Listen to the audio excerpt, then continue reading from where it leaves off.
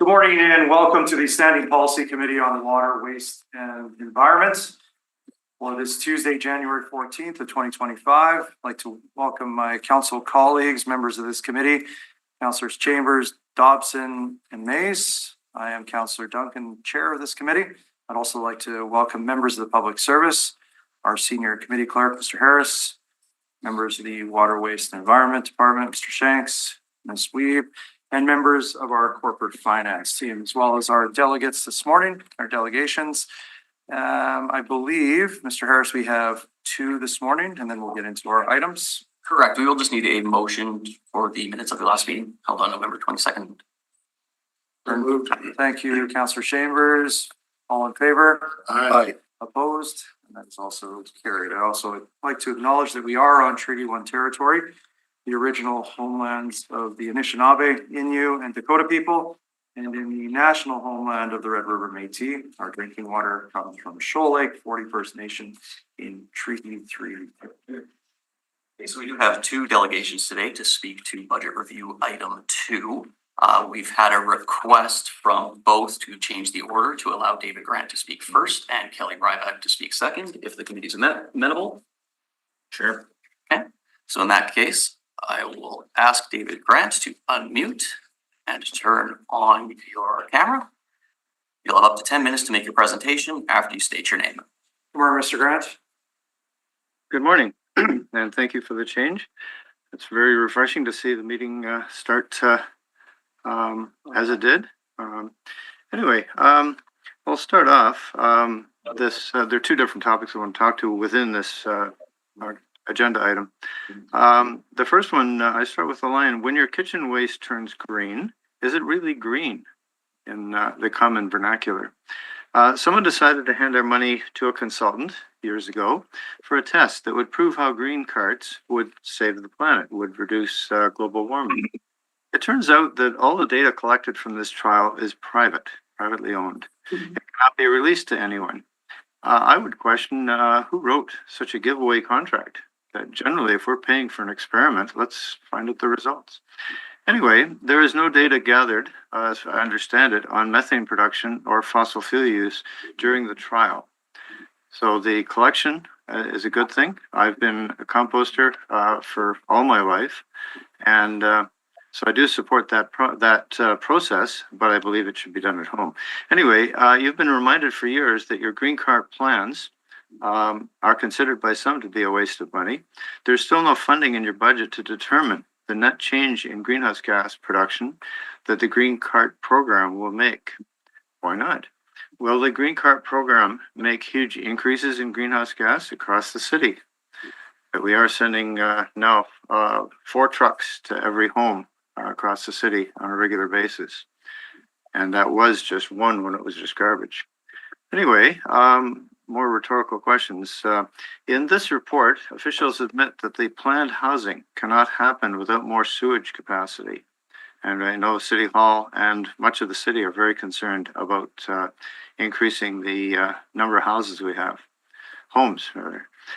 The report points out that senior governments have not offered to pay for the billions that they forced us to spend on nutrient removal. That should be extremely scary. We're obliged by the senior levels to do some very expensive stuff.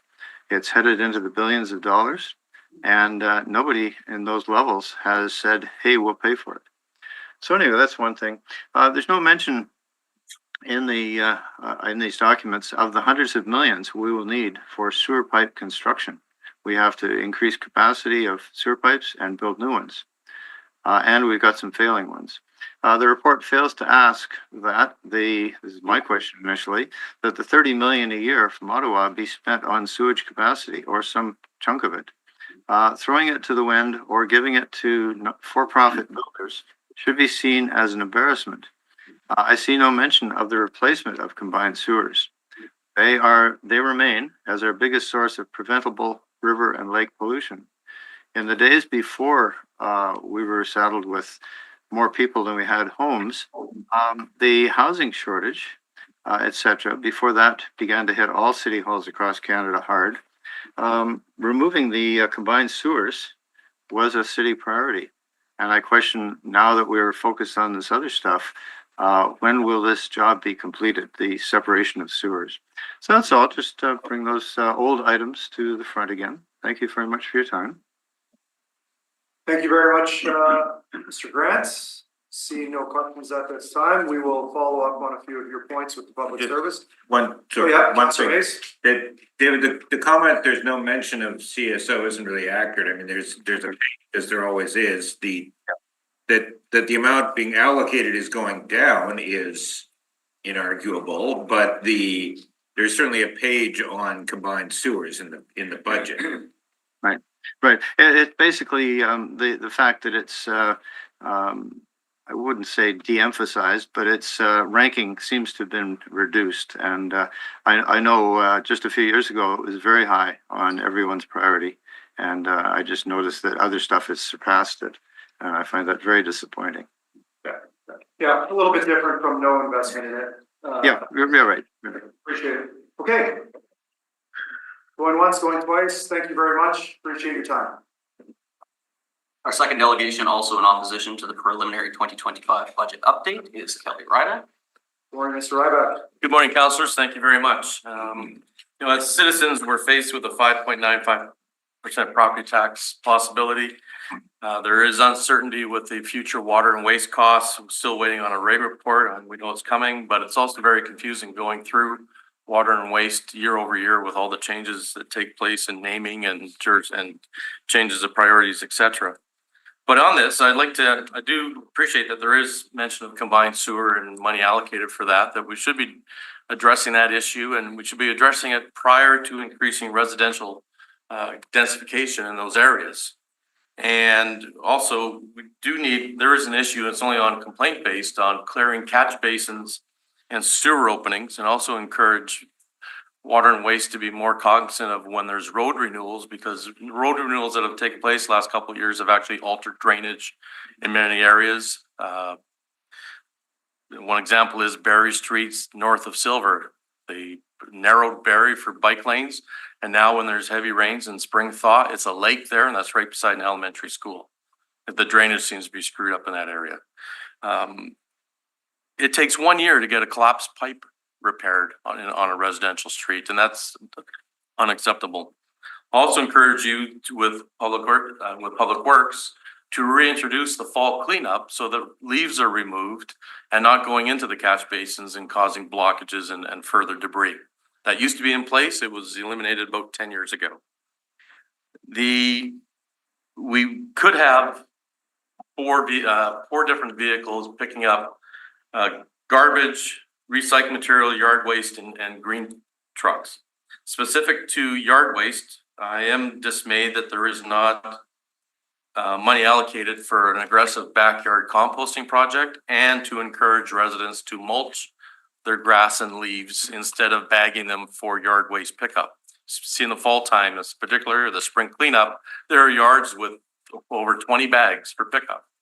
That there's estimated for 2025, 32,190 metric tons of yard waste to be picked up. Put that in perspective.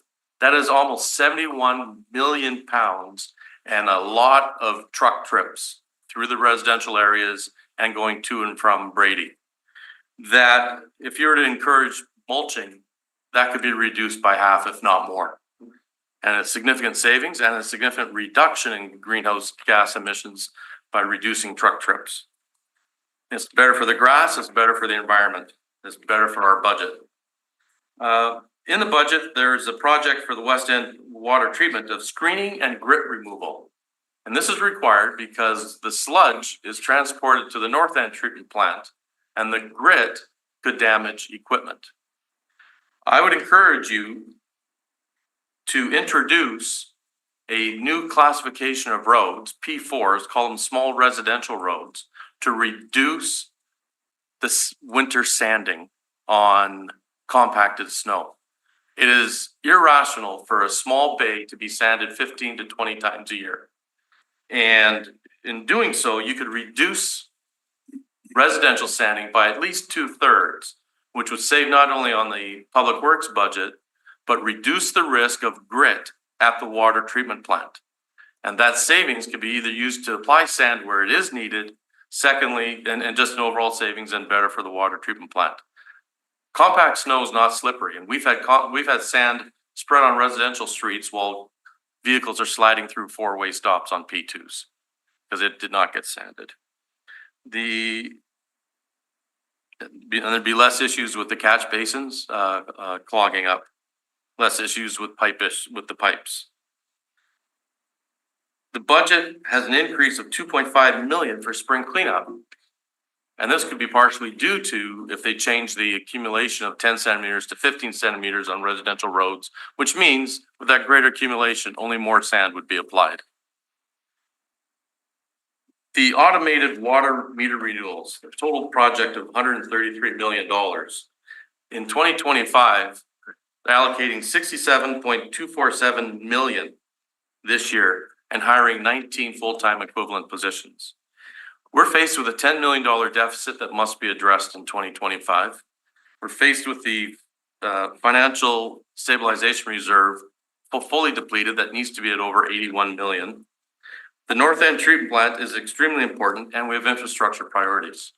I'm asking that for this water renewal project to be delayed and the 67 million, large portion of that allocated to the North End treatment plant and to savings and to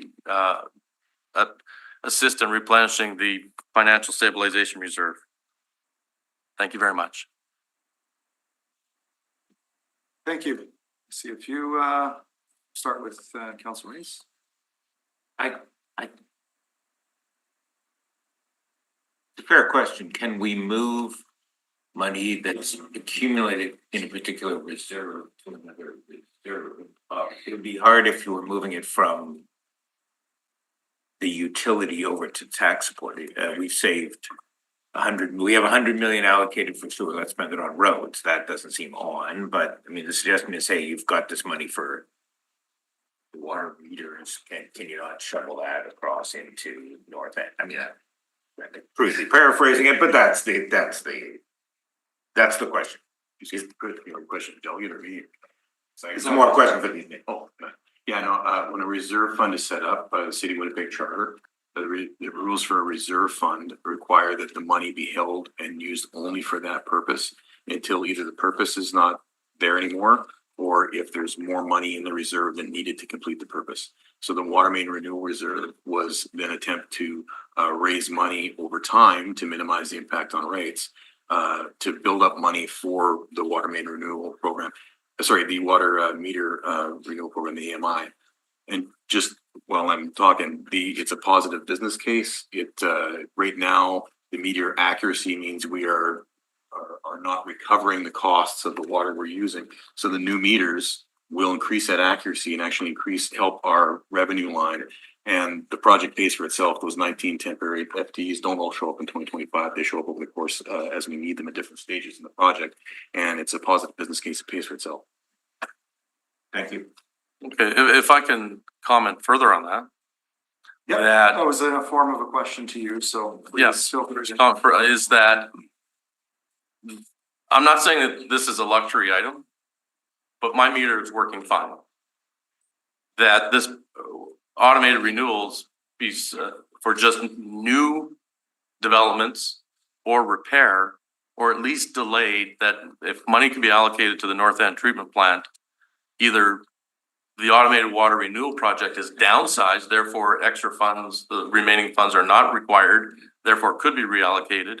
Or secondly, delayed money used for North End treatment plant so it can get done without escalating costs.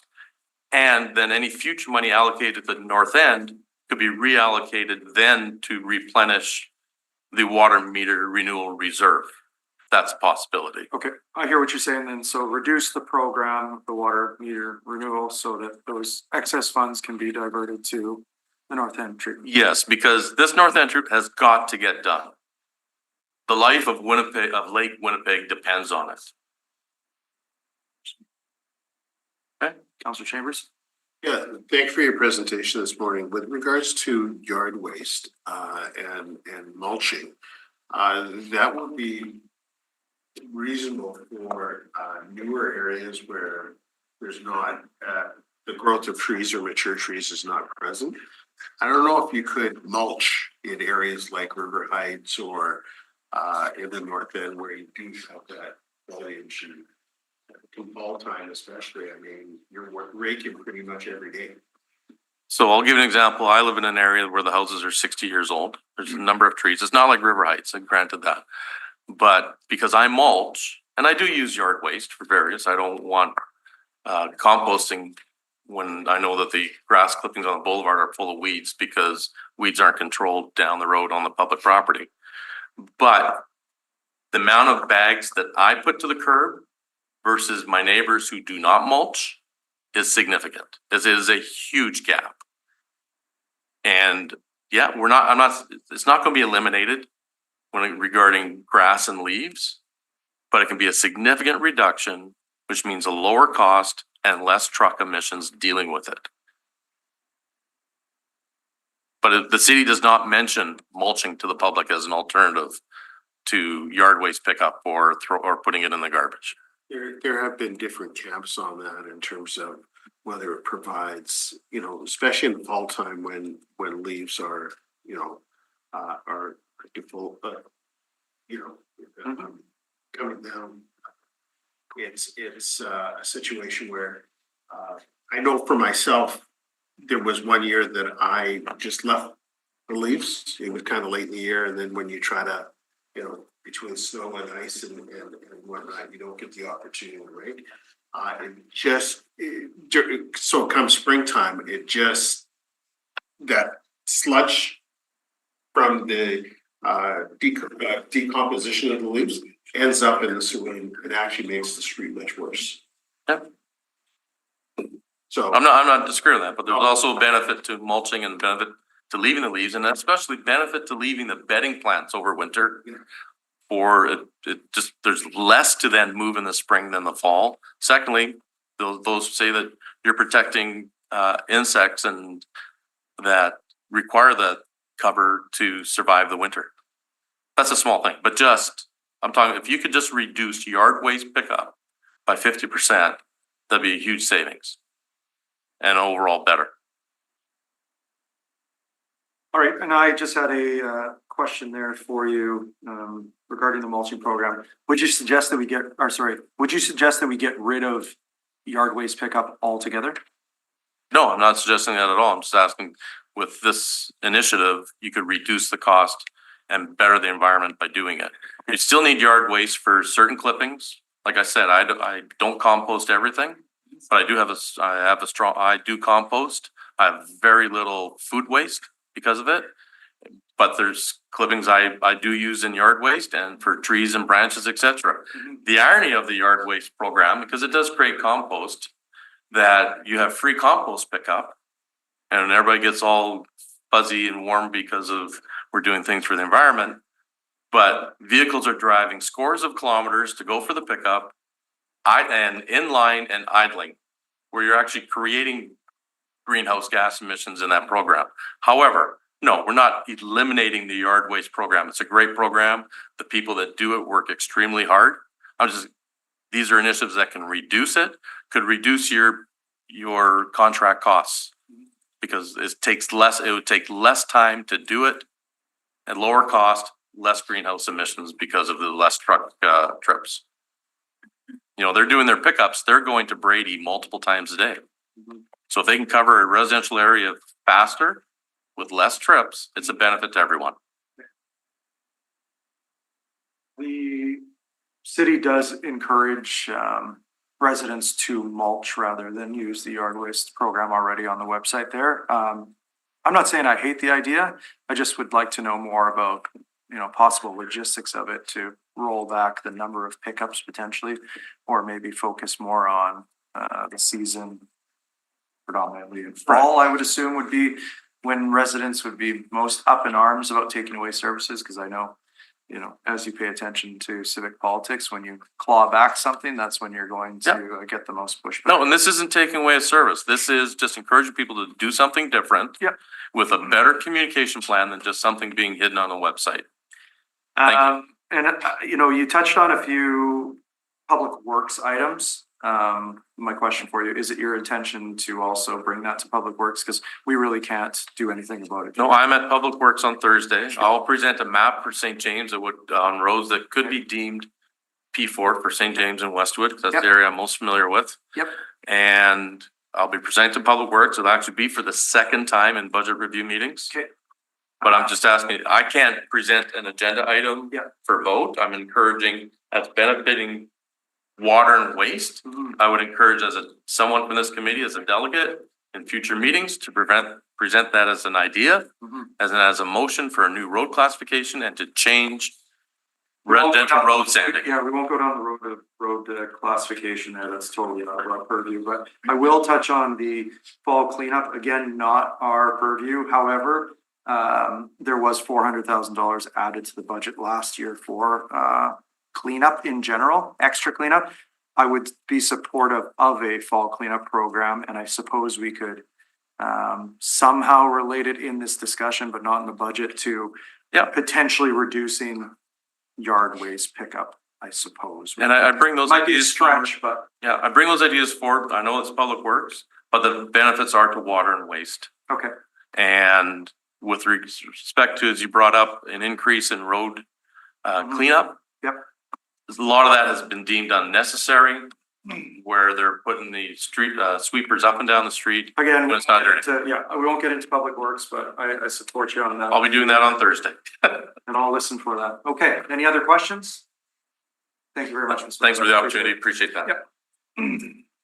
Mr. Clerk, That concludes delegations. thank you very much. We'll now go into, before our reports, our 2025 budget review. And item number 1 would be our departmental budget presentations. Thanks. We'll get right into it. As Lee was here with me, we also have by Zoom, several of our financial support staff who worked very hard on this, and I believe some engineering staff as well to speak to capital. We got our presentation going. This is standard format presentation slides. You've seen them maybe at other committees for each service-based budget presentation. So what we'll do today, just as a reminder, like you all know this, but this is the second year of a 4-year budget exercise. So these, we call them middle years, they give us a chance to make adjustments to changing conditions in the budget. So we do come and vote on the budget, obviously, every year, and this is where we can adjust depending on things that are, different cash flow projections, different conditions, that sort of thing. So it's not a major overhaul of the budget, but it certainly has some changes that we will present to you today. So first off that, we want to talk about key achievements, the service highlights that we've done in 2024, a little bit of overlap in 2023. First, the biggest one, priority one, very excited about it. The biosolids progressive design build, the new pick upgrade there. We started that in June 2024. The agreement for the development phase has been signed in September. So that's about to start design. We're very excited about that. That's the project 2, as we refer to it. Has been referred to in the past as phase 2. We're trying to get away from the phase terminology. But it's the second project at the new pick to deal with the biosolids digesters. I'm very excited about that. It relates to capacity in many different ways. The other thing that really I would say is very important as well. I don't want to steal a spotlight from the North End plant, but we do have a big milestone that we met at the South End plant. Now, you all know that project is not finished yet in terms of contract closure, that sort of thing.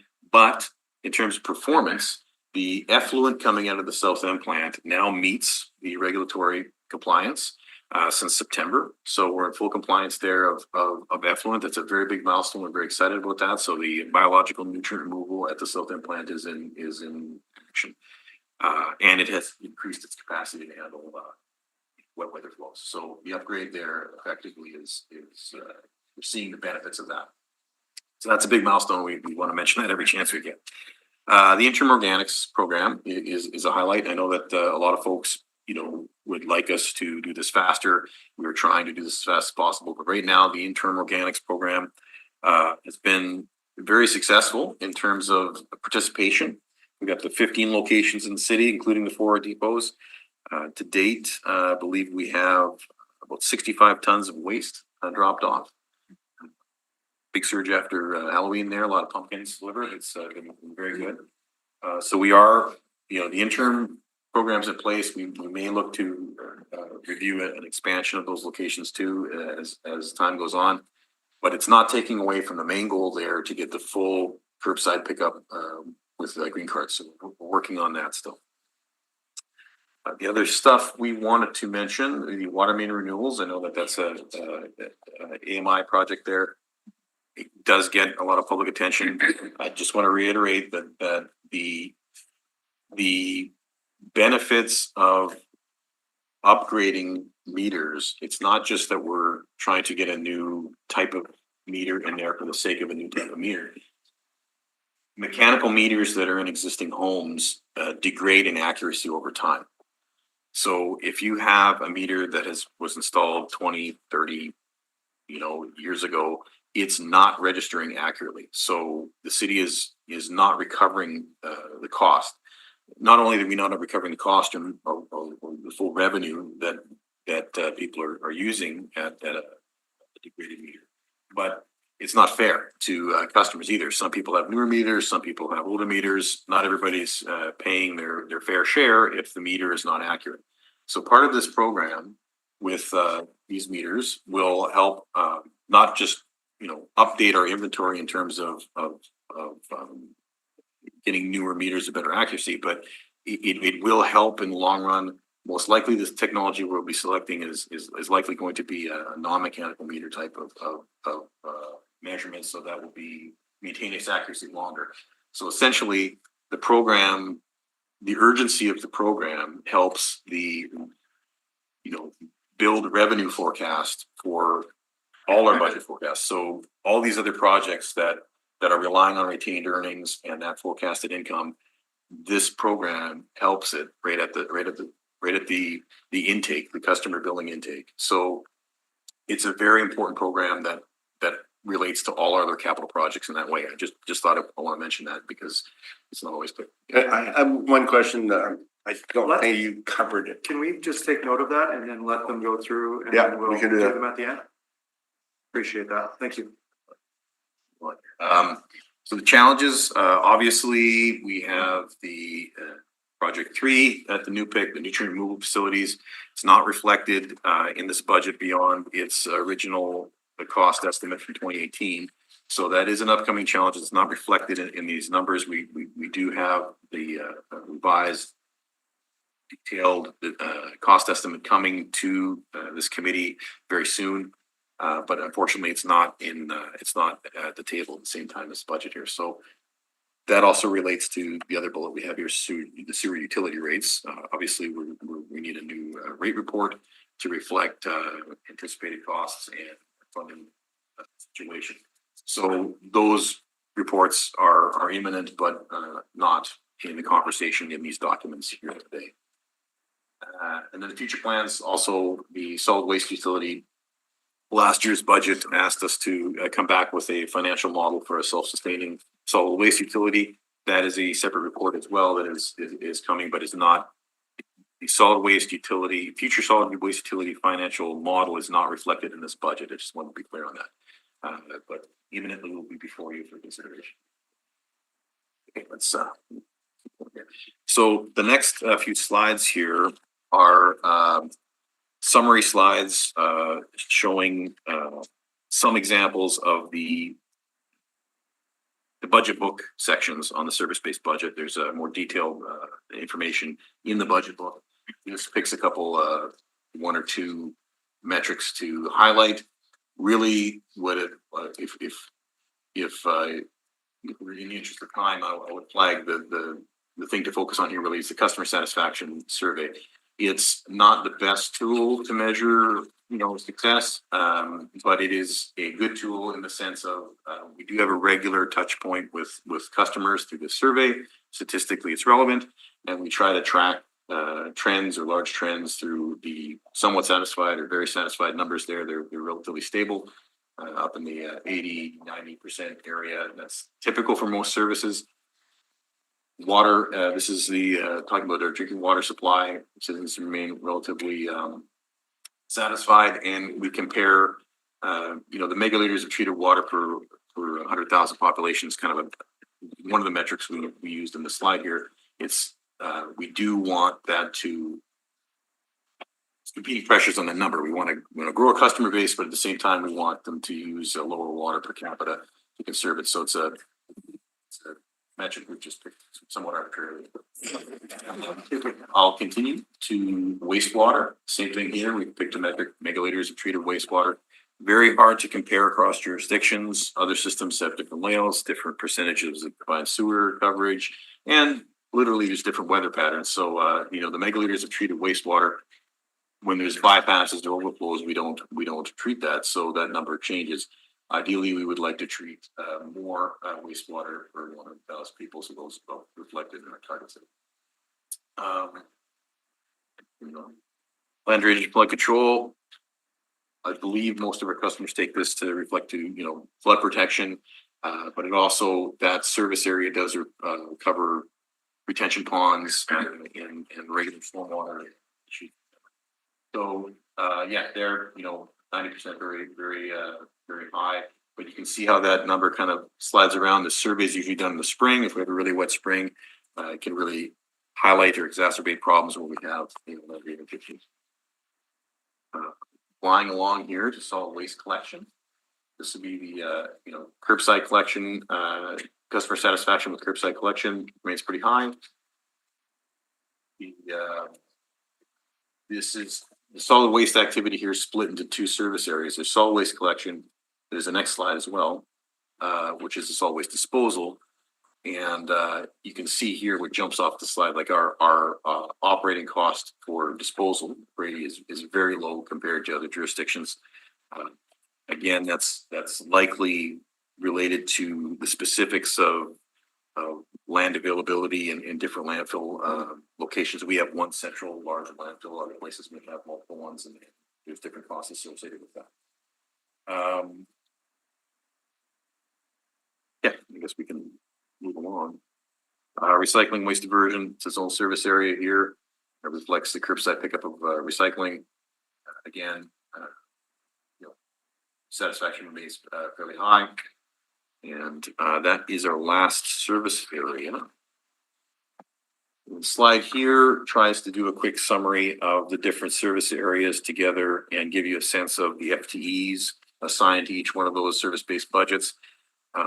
Again, we always like to note the land drainage and flood control service-based budget includes some FTE and findings or funding from property and planning and public works. That's the Riverbank Stability Group and some flood control support. It's like sandbagging. So that's the little footnote for land drainage and flood control. Part of that is not water and waste.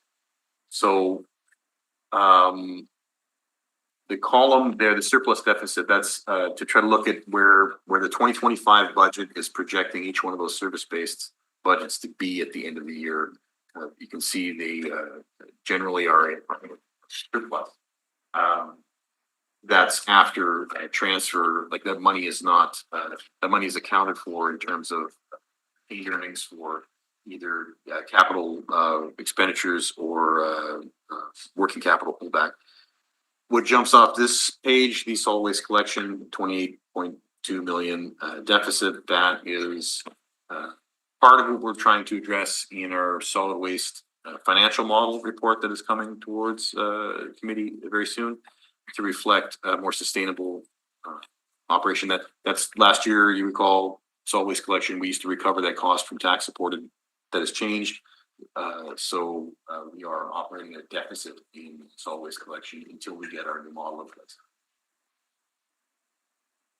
Yeah, I guess that's. So. Onto the budget as a whole, if you look the service-based budget overview here. You can see for our group of services here, we got $480 million in revenue for 2025 and $476 million in expenditures. Where's all that coming from? Well, obviously it's coming almost exclusively from water and sewer rates. That's the sales and of goods and services part of that pie chart there. There is some government grants, the 5% sliver. That's multi-materials, Manitoba stewardship funding and some waste diversion funding from the province, mostly. The expenditures, 20% salaries and benefits. You can see though these service branches are very heavy on goods and services, materials, equipment. That's the red bar there, 37%. Fleet, pipe, meters, all that. Costing. The 21% capital funding going to our capital program in this given year. And then there's some other, there's the transfers, is dividend is 9% and some debt finance charges. So that's the kind of high level snapshot of these services lumped together. Can you just enlighten me, GRF? General Revenue Fund, the tax supported side.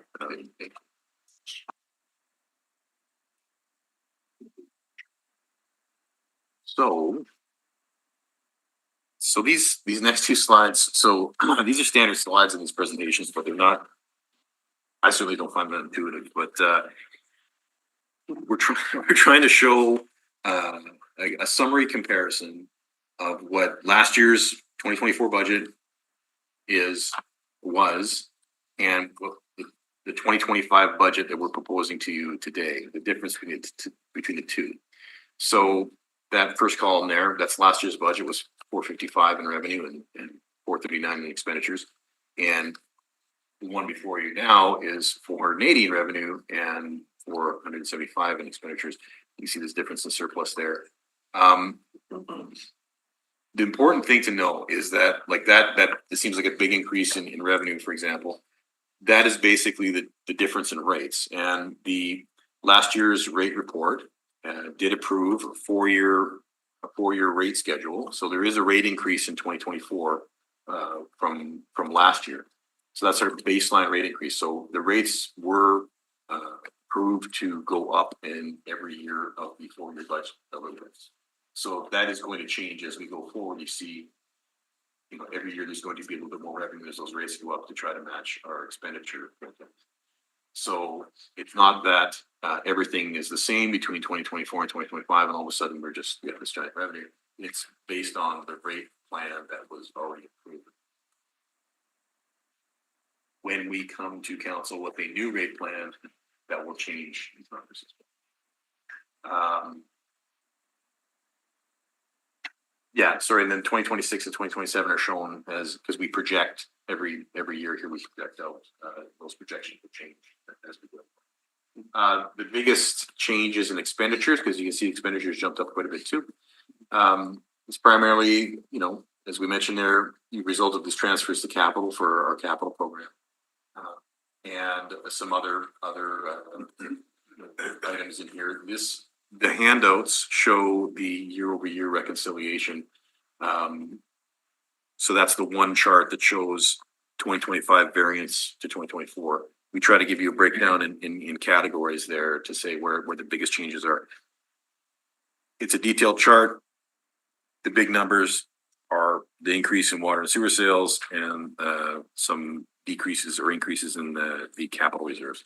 So that There's no proportionality to it though. I mean, 2024, you were at 15, surplus 15.7, then down this year to 4.2, then up to 10.5, and then down to 6.5. It's like, I know that, you changed the revenue model or the rates, but is there any proportionality in terms of usage or expenditures? Yes, actually, it's a great question. When we try to forecast the first few years, or like in a capital program, it relates to the cash flows that we try to match with it. So what we're trying to do is flatten the rates as much as possible. So we're trying to look at each year and, you know, make the rates as flat as possible, small as possible. Unfortunately, we're having to raise them because of our current situation, but theoretically, you know, we can reduce them as well. But the rates are what drives how we prioritize the cash flow. And the result is we get this bumpy ride and surplus and deficits as it meets with project expenditures. You know, we have this big work in Rutland, you know, we need cash in a certain year. So that's, to your point, that does drive that inconsistency. So just with respect to each of the counselors, I know that there's frantically notes being taken and previous questions. Just please take note for any questions you gentlemen might have, and then we'll have them at the end, just so we can get through the presentation. We'll go to the next slide. So this next slide is again, standard format. This is the comparison of what we projected for 2025 last year. So in the 2024 budget, we had a forecasted number for this year. And so this is comparing the proposed 2025 with the projected one from last year. And you can see, well, it's a $17 million difference in surplus. Yeah, it's if I could bear with me for a second here. That second chart you have as a handout is trying to show you the same information broken down by account.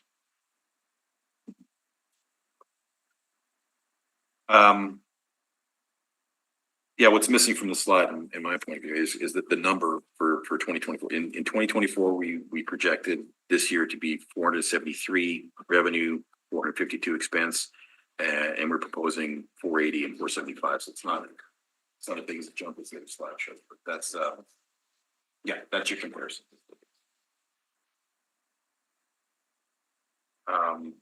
Excellent, I guess. And we can come back to these slides. Oh, for sure. Yeah.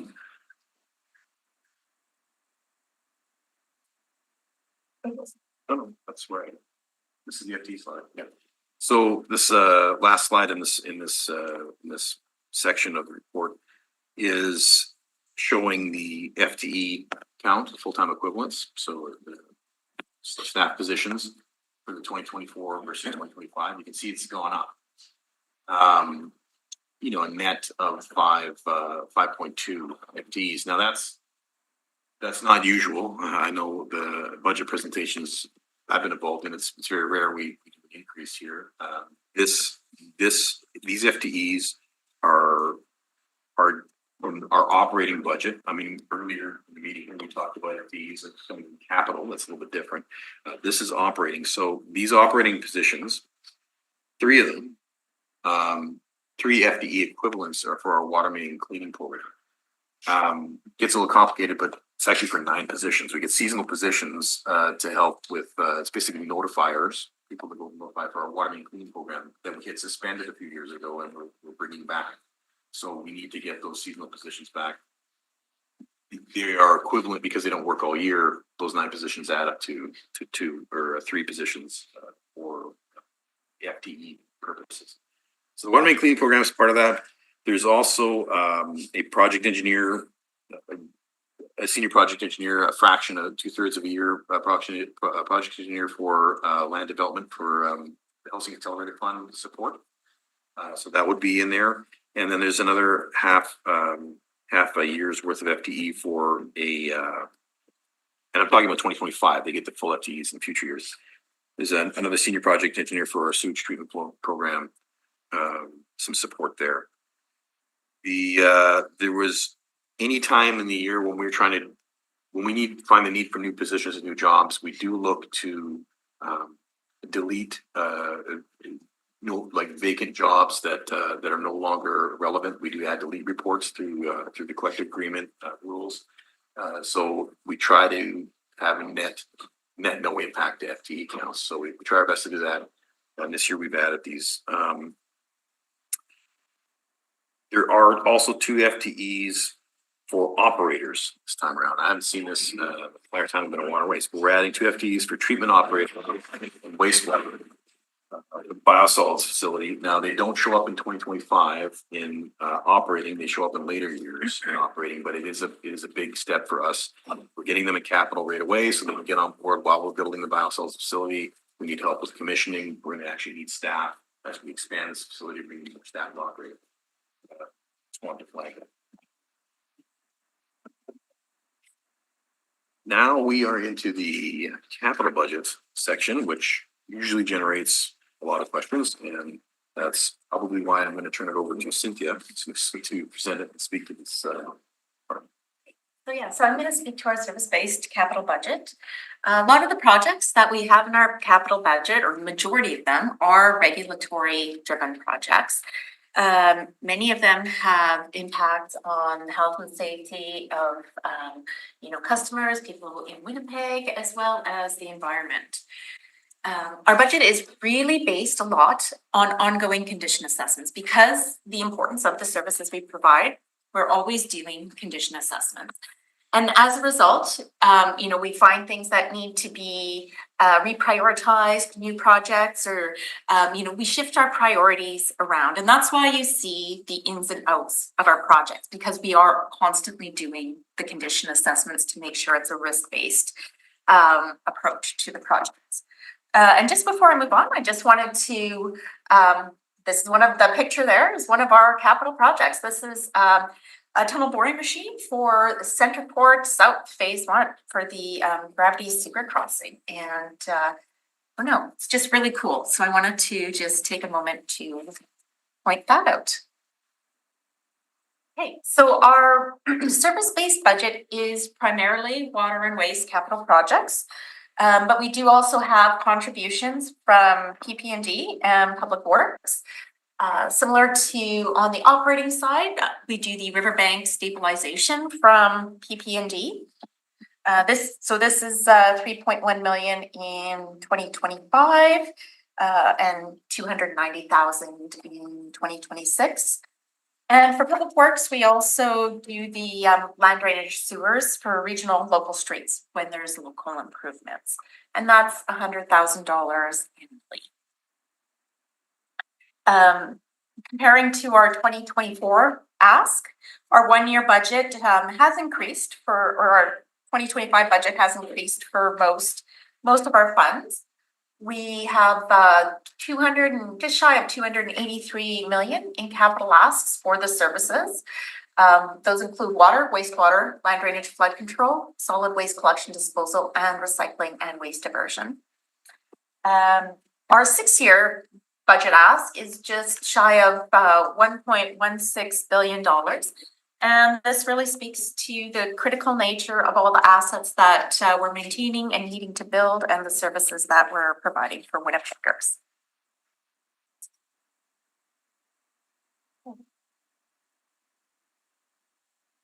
Okay, so we do have a lot of projects in our capital budget. We have a lot of our standard renewal projects, the ones we're doing regularly: sewer main renewal, water main renewal, lift stations, pump stations, combined sewer overflow work.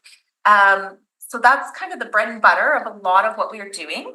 But there are 6 projects that I wanted to highlight here for you today. So the first one is the West End screening and grit removal. So this is it's a new project in the capital budget. It previously was part of our asset R&R project, but as we were looking at it, we realized, it really was a standalone project and should be spoken about specifically as opposed to embedded in one of our programs. So, Just mention, because we just talked about the grid, and I just wanted to mention that, like, the grid, that's not the pipe sediment and sewers. It's not street grit that's going through. Like, it's not like we're washing streets straight into the wastewater sewer and getting the grit that we're talking about is usually aggregate and stuff, soils through infiltration to pipe, that sort of thing. It's not street sweep. So for the West End screening and grit removal, this is a $21.6 million project that we're undertaking in 2025 and 2026. This will be a new facility at the West End Sewage Treatment Plant that will update kind of that front end screening grit removal. It's a really important project for us because it will help increase our digester capacity at the north end by taking those inert solids, out of the sludge and the wastewater flow. And it's also really important as a precursor to our nutrient removal project at the north end. So it's going to bring the front end headworks for West End in line with the headworks at the north end and the south end. Okay, the second project is our river crossing monitoring and renewal project. This one is a new ask for this ongoing program of 17.4 million, which is that increase is to replace the Fort Garry St. Vital river crossing. So that work's been underway for the last, year and a bit, and this is an important project for us. And we're currently completed our detailed design. We have pre-qualified a number of contractors, or we're in the process of pre-qualifying contractors who can undertake the work. And the work really includes 350 meters of just over 2 meter diameter piping that we're going to be putting underneath the river. And then there's going to be 2 pipes within that large pipe that's going to move the sewage across the river. And we're hoping to put that tender out in March of this year with construction to follow and have this in service by the end of the year. So that is really, really exciting for us to get that project moving. That program also does our other high-risk river crossing condition assessments. So we're in the process of reviewing our latest report, and we'll do some future planning and come with any needs in future years for that. Our Shoal Lake Aqueduct renewal is 14 million in 25 and 2028. This is primarily condition assessment for the Shoal Lake Aqueduct. So we all know the Shoal Lake Aqueduct has, it's our single source of getting our source water from Shoal Lake to our treatment plant. We do a number of different, condition assessments of this over, each year. We do different sections. But here what we're doing is we're splitting our 14 million is basically split over 2 years. And this is going to be the first time we're doing a really comprehensive assessment of the aqueduct from kind of tip to tail. So we're going to be using a variety of multi-sensory platforms. So we'll have CCTV, LiDAR, sonar, looking to see if there's voids behind the pipe, and really getting a super detailed, comprehensive assessment of the entire pipe.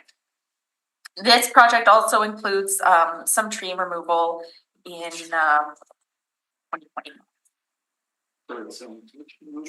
Tree removal. So yeah, we do.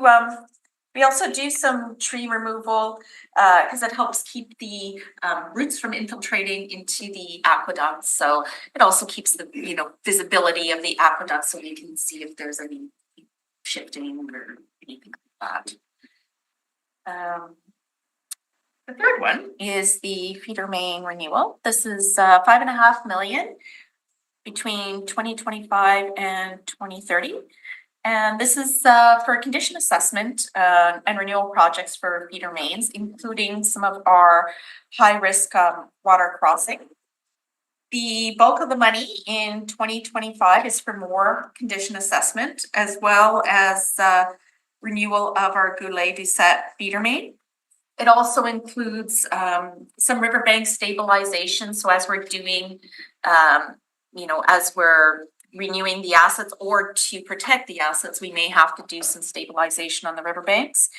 And then we always have an as and when condition inspection program. So as we need to do an inspection, we can go ahead and do it. The next one is, we're moving to our solid waste service now. It's our Green Card program. So this is for organics collection and processing service. Just over 20 million in 2025 to 2028. And so this new program aligns with the city's strategic priority action plan to develop and deliver a citywide residential food waste program. In 2025, we have $1.5 million. So that's going to get us going, get some staffing resources, public engagement, some consulting work. Same with 2027. The main ask comes in 2028, which is $18 million to get those green cards, right? So that'll get us our cards and help us establish a service contract to process those organic waste. And then the last one is the soil fabrication for landfill cover. One of our regulatory requirements is to cap and close Summit landfill. And you can do that two ways. You can purchase topsoil, or you can take 3 residual waste streams that happen in the city. So we've got mulching from trees, street sweepings, and the biosolids from the sewage treatment plant. We mix it all up, it makes topsoil, and then we can use that to cover some landfill. So this is actually, I always, consider it a good news project, because things that previously would have just been, waste, they're now actually providing a cheaper alternative for us to meet regulatory requirements. In fact, I think it's, somewhere in the range of 6 times as cost effective as purchasing topsoil. So those are just a few projects that I wanted to highlight. Critical project that I have not spoken to because it's not in our budget proper is the North End upgrades. As Tim mentioned, we've got the headworks is well into construction and actually, moving ahead really well. Biosolids has kicked off. We've engaged our partner on that one, so that's moving ahead, and we have started the third project, which is the nutrient removal facilities. We're in the pre-procurement phase for that. But what this slide shows is the funding that we're getting. The top left corner, it's the funding for all 3 of those North End upgrade projects. You can see that the city is funding approximately 3/4 of the project, with the remainder split between the province and the federal government. We currently have ISIP funding for the Headworks project that includes $116 million from the federal government and just shy of 100 from the province, with the city funding the rest of it. For biosolids, we also have $370 million of ISIP funding. The original ISIP funding was based on our previous cost estimate of $552 million. So now that we have an updated cost estimate, the city is funding the remainder of it at this time. And for nutrient removal, we currently do not. We're coming back to questions. Yeah, currently do not have any external funding. All that said, we are actively trying to get more funding. So it's not, it's a snapshot in time, basically. Yeah, I was gonna say, it also, there have been 2 announcements for additional funding that haven't been finalized. So that was $30 million from the province for biosolids and $150 million from the feds for North End as a whole. Those are not captured in here because there's no, we haven't yet finalized any agreements. So this is just our confirmed funding. Oh, okay. So yeah, I'll just move on. Okay, so I had meant. Is there confirmed funding shares? We don't have confirmed funding for 828 yet. We only have $18 million. Sorry, Yeah, no, let me, yes, that is a very, It's the funding share, it's the funding share. yeah, We don't have the 828 yet, it reflected in the budget or the rates. And there's a part of biosolids that there's any slope rates. Yeah. Sorry, so that's the So share. Yeah. Of the current total. it's a good clarification. I have a sneaking suspicion. Okay, so at the beginning, I mentioned that a lot of, we have constant, condition assessments ongoing. So we're always trying to stay on top of, the condition of our assets and really focus on the needs that are most critical. And as a result, we have some ins and outs of our budget. And, there's more in the budget, but I'm just gonna speak to kind of 6 of the key ones here. The first is the Greater Winnipeg Water District Railway renewals. So the city does own and operate a railway. And we have added some additional funds or advanced some funds due to, there's 2 bridges on that railway that are deteriorating faster than we had expected. And so we're advancing some funds in order to replace and renew those. The second one is the waterworks system security renewals. So this includes like a renewal of the radio system along the aqueduct and some other security upgrades.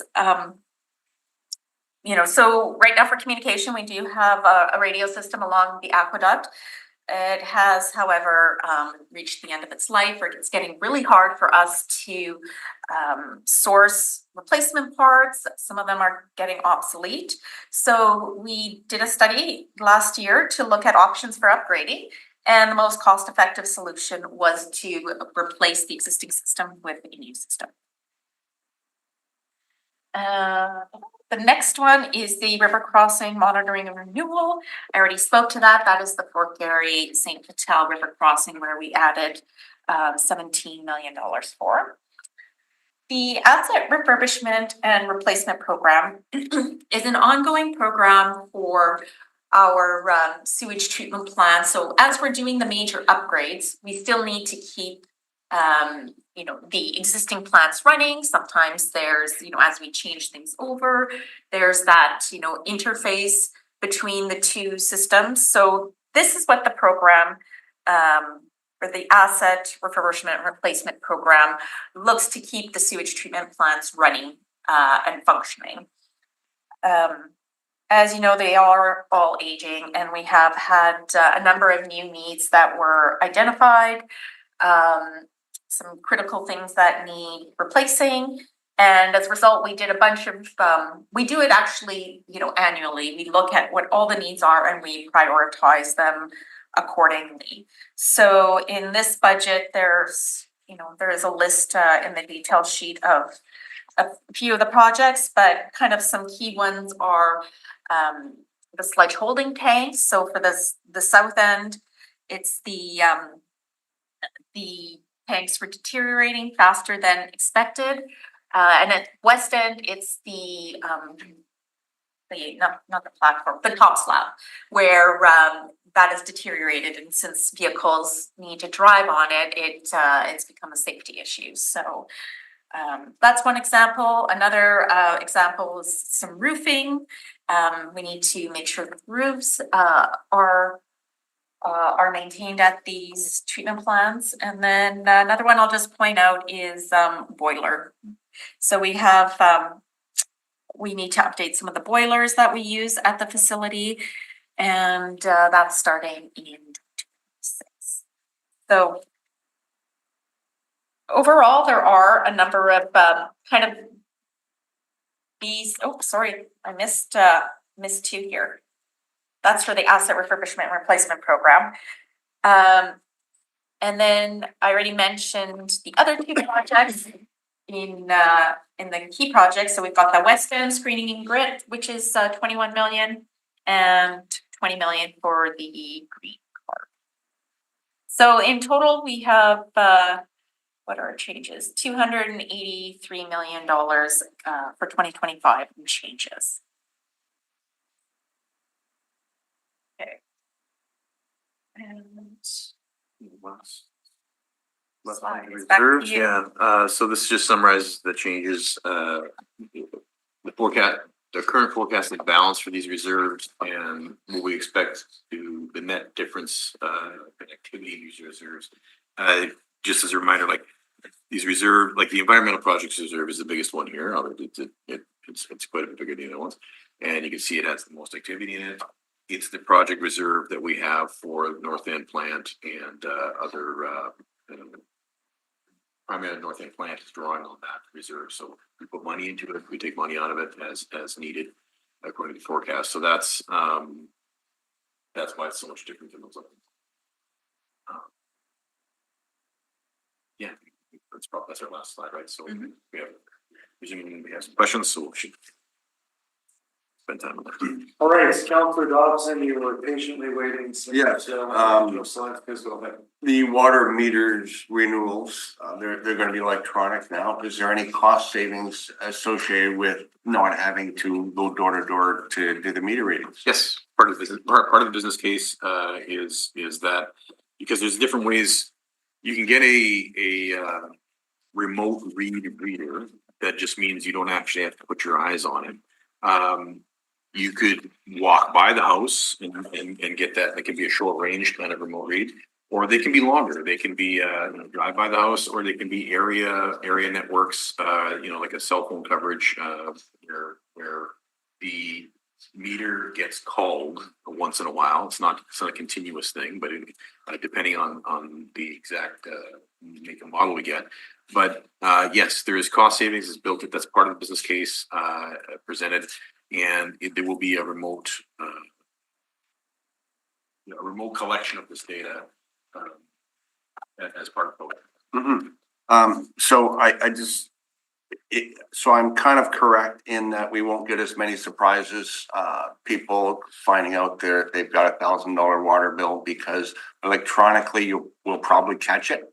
Yes, it's the passive active reading, like when say it's scheduled to give us a reading once a day or once a week even, is a lot shorter time frame than right now when we mail out your reader. The bill reminder is a quarterly thing. You go and take a look. You may not realize like the change in consumption. You could have a leak. Your toilet flap could be leaking for days and days and days before you're even going to catch that in that billing cycle. Whereas with this, if we have a more frequent passive meter read provided, it can flag. There'll be if somebody's consumption, like a leak actually makes a huge difference in your consumption. Small leak, it's kind of counterintuitive. Like a small leak in your toilet can double, triple, quadruple your daily water use quite quickly. And so that kind of crazy anomaly, it's not just you had a house party and there's a little bump in your consumption. It's like when there's a change to your baseline flow in the middle of the night, that can be a strong indicator you have a leak. And yes, to answer your question, you would get the customer service end of this is an improved and much more responsive, proactive alert. Hey, you may have a leak, save your money. Okay, my second question has to do with Shoal Lake, the comprehensive assessment. Is this proactive or reactive? Proactive. Okay, Yes. that's the important part. Yeah. So proactive means that we're gonna go down, we're gonna do a physical walk by to make sure no tree roots and stuff are interfering, and we're also gonna be checking on the inside, right? Correct. Like typically, a lot of the inspections that we've done have been person entry. So people go down, they walk it, they bike it, and they look for everything. This time we're going to be using equipment. So CCTV cameras, LiDAR, sonar, we're going to be checking for, voids behind the pipe. So it's going to be a very comprehensive inspection, and then also something we'll have record of, as opposed to when somebody just walks through. Okay, so We're now gonna have like CCTV footage of it that we can go so back. that in 5 years, if you do it again, you can see the change.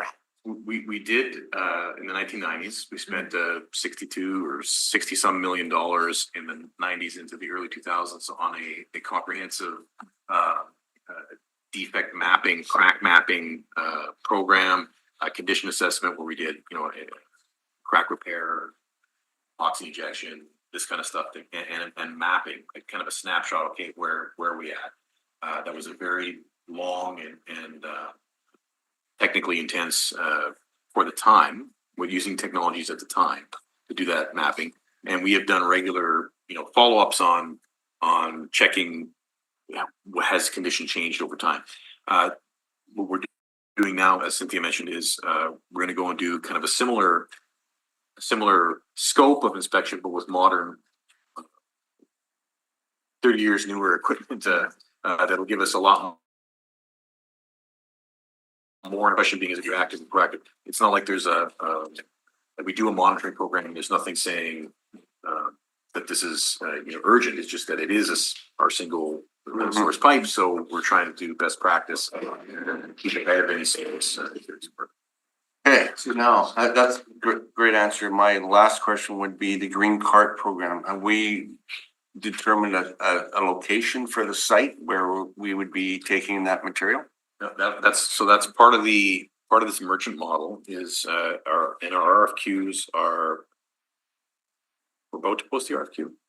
I'm sorry, I should have that information for you, but imminently this quarter, we should be posting the RFQ that we will shortlist proponents and select a proposal. So the merchant model, it's kind of like the recycling model, right? Where the recycling facility is actually the contractor owns the facility. Yeah. Okay. And we get a partnership with them. Thank you. I'm good. Council Mesa has hand up first, so we'll go ahead and then we'll go to Council Jacobs. Sure, I had a number of questions at some point. Cut me off if you care to.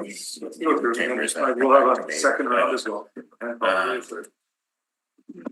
I guess sort of by way of disclaimer right off the start, part of the interesting debate that we could have is about combined sewer budget and other budgets, but that relies on the rates, and the rate report isn't in front of us, so it's kind of like it's almost like we'll have a second round on the budget in essence. So I guess there is a rate report coming on solid waste, which we know because we have the cryptic that this includes a $46 per dwelling unit increase in fees, but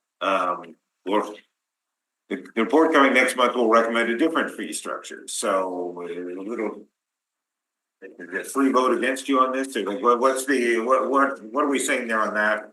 That's separate from the sewer and water rate report. So can you just, what's the time frame for each of those two reports? The fee mentioned in this budget for solid waste was approved in last year's budget, to be implemented in 2025. But it will be obsolete as soon as we are proposing to replace it with a new, more comprehensive solid waste financial model that would replace that. Would have a new fee structure.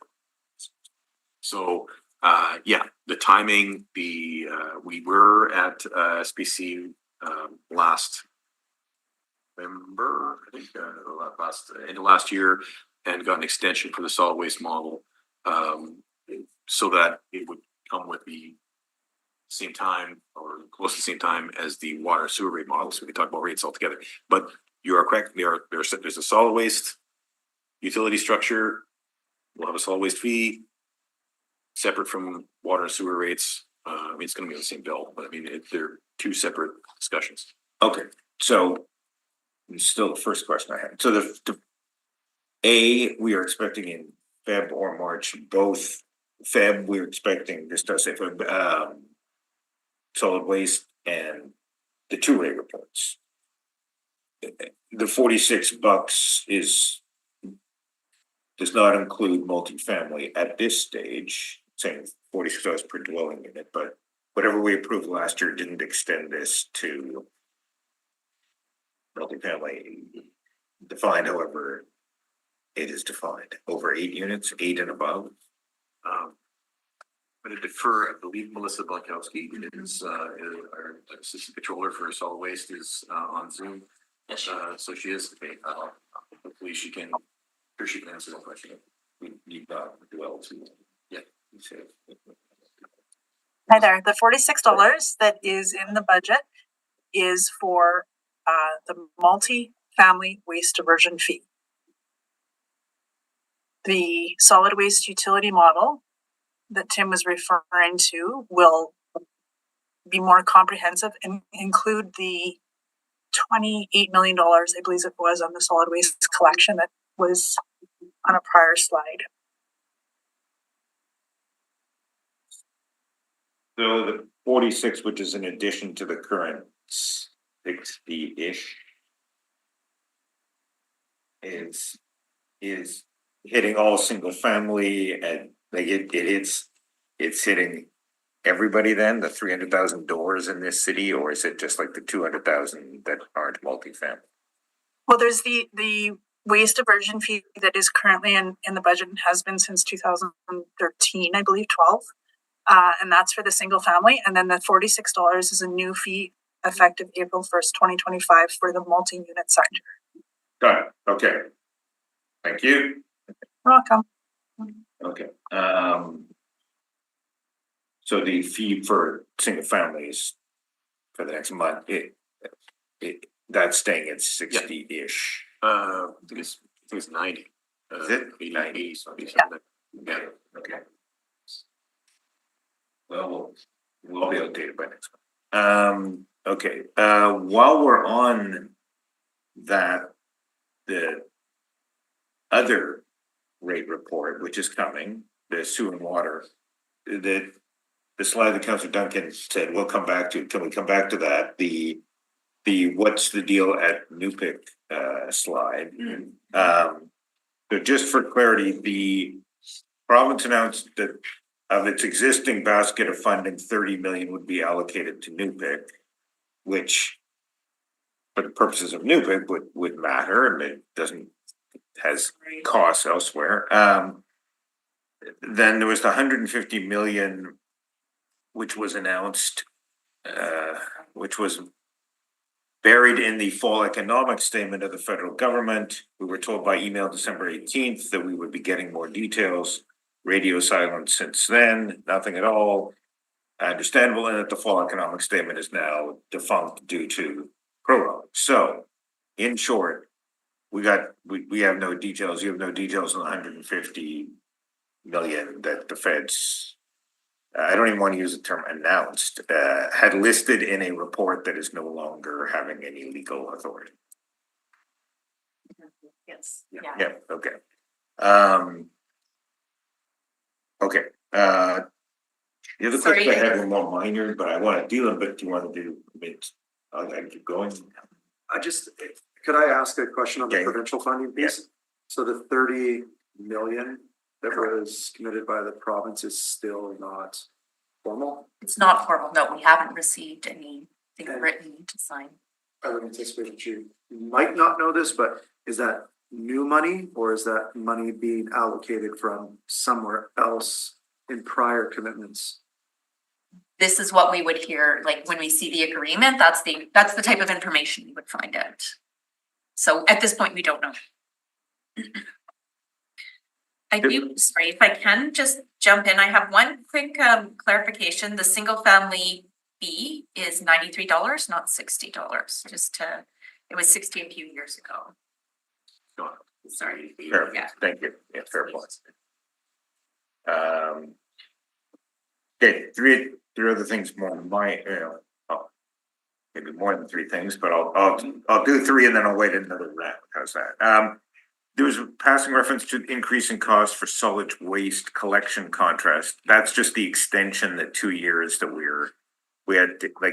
we have yet to go to market to do the big solid waste collection citywide, well, zone contracts. Right, so I'm just wondering why would there be an increase in those contracts? But we did extend Miller and GFL for 2 years. Melissa. The attenders. Okay. Yeah, that is correct. The collection contracts that were extended and there has not been a new tender posted yet for when it expires in 2027. We'll come back to that in due course, not today. Summit landfill, we are starting over, putting cover on. Yep. I think it's a fair question to say, why aren't we at least looking at flaring there? That was the biggest landfill after Brady. We've been flaring for over a decade at Brady. And you know what the next question is gonna be about that, but we'll come back to why are we not looking to flare at Summit? We don't have a gas collection system there. So right now, what we're just trying to do is cap the landfill, so they would be two very different things. So you need an entire gas collection system that has to be in place, which we have at Brady in order to flare. And that isn't. It's just we're starting to attribute in cost benefit studies such as Kenston a value to avoiding carbon emissions. So there's somewhere where we would have a cost bet, we would have a benefit if we start flaring at Summit. What would the cost be? I have no idea. Well, and some of it too is the the age of the waste that's there and the gas, that's still to be generated. So I think we've, missed kind of that key opportunity. Fair point. I think it's when the gas collection at early stages of depositing your waste is what's critical. Okay, I defer to your knowledge on that. While we're at Brady, we still nothing to announce on the RNGIG or the renewed natural gas. It's the annual question about we're ever gonna get this thing up and running. Yeah, nothing to announce today. Okay. Hopefully tomorrow. Final question on this round, I may have a couple minor things beyond this. There was money in the Climate Action Reserve, which is a pleasant surprise, because the money that we're getting from the renewed natural gas is supposed to funnel in there. The Allard bit of work, to its credit. How is there money in the Climate Action Reserve? We're doing some, it's a couple project items that need to be funded. One's the climate action plan, the Winnipeg Climate Action Plan, policy update. That's, we're gonna update the existing one and align it with the new net zero emission goals that are 2025 as established. And then there's some data collection enhancement for that Winnipeg Climate Action Plan. We need to get improve our collection of the corporate greenhouse gas emission data. So there's a couple of studies basically. That's the spending side. How is there money in that reserve? Where did that come I don't from? get there. It's transferred from the waste diversion reserve. Think about that. Okay, thank you for your patience. I may have a couple more minor things. Well, thank you for your patience, Councillor Chambers. You're up. Yeah, just quick question, just going back to slide 18 where you had the river crossing monitoring and renewals, Port Garrett Bridge, 17.412 million. It's my understanding that there was supposed to be a second pump and bypass system as a redundancy. Is that included in this cost? I think you're speaking. Yes, yeah, that would be the Southwest Interceptor River Crossing. The second river crossing, is that what you're referring to? Yeah, in the instance that this pump failed and there was Right. thousands and thousands, if not millions of Yeah. raw sewage into the river, there was discussion about building a second bypass. Yeah, so it's not a bypass per se, but it's in our capital budget, we have a second river crossing closer to the south end that we're going to build. So that'll be like a redundant river crossing, and that it's $83 million that we're asking for between 2026 and 2028. It's on page 269 in the budget book.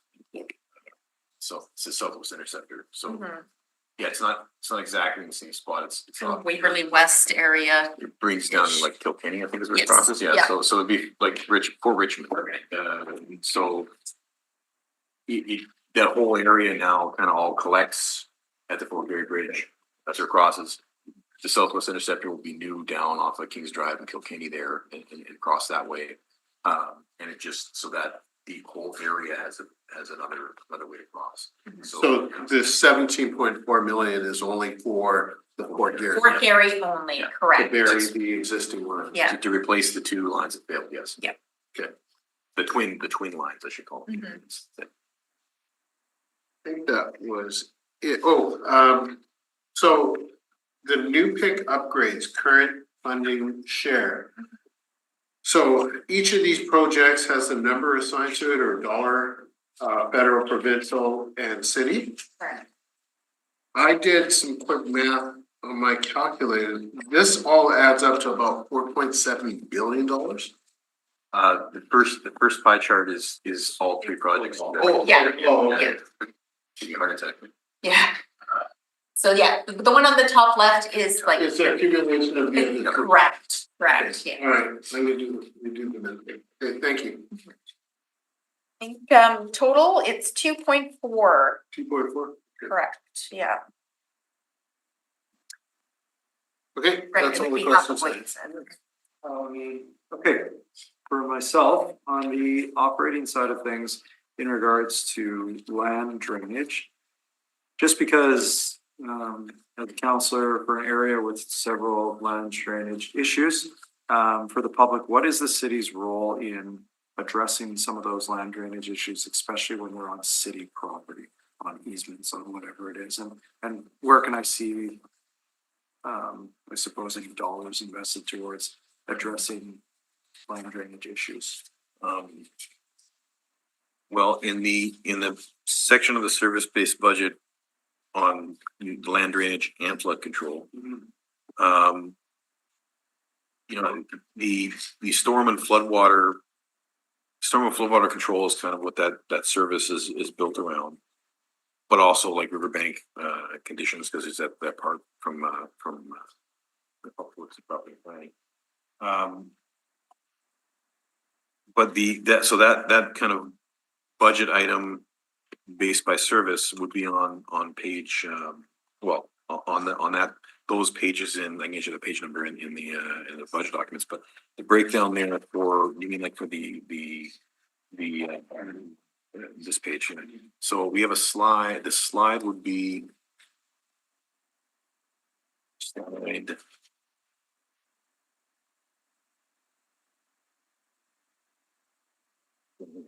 slide 6. But in the budget documents, there's more information.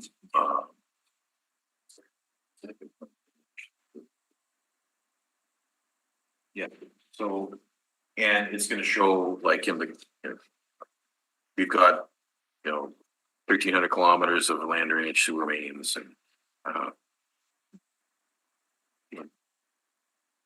we don't have any breaches on the dike. Those are the performance indicators we look at, but in terms of the budget, the service revenue, like the salaries and benefits, it's a smaller part of the operation, certainly. And in functionality, like our wastewater services division does the field work, the operating of the detention ponds and cleaning out sucker factors, that kind of stuff, catch basins, that sort of thing. So that's that operating group is where those budget dollars are operated in. There's engineering support to this. We have the land drainage branch does our flood forecasting and runs a flood manual, that sort of thing. And of course, you're very familiar with, we have also have a customer technical services that works with lot grading issues, and it's lot grading information for customers, that sort of thing. That's out of our engineering group.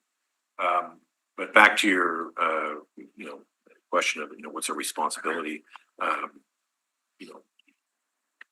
say the mission statement for that group, is to handle the land drainage, appropriately protect property from flooding. And that's that's, so that budget item, service-based wise, is that, it's 6 million in the, in expenses. It's just, Yeah, I know, and again, this is, focus definitely more so on my ward is that residents are told it's not our responsibility, it's your responsibility, although obviously there is a responsibility to the city to protect property owners from what, especially in this city. So I don't know that line item number would accurately reflect the number of issues there are with I should, throughout the city, and that would be as a holistic comment. out of that 5 million, there's a big increase this year in terms of, there's a transfer to urban forestry, like there's an argument to the city canopy, tree canopy helps limit, reduce, control stormwater, peak flows, that sort of thing. So there is a straight capital transfer from sewer-based fund out of land drainage, flood control over to public works, right? It's public works, urban forestries and public works. So it'd be over there for the purpose of tree planting, I guess. Okay, I will move on to solid waste collection and a deficit of $28 million. I'm familiar with what this means, however, I would almost be certain that the public does not know what that means and doesn't understand that for years and years and years, the city of Winnipeg was relying on funding our waste pickup from no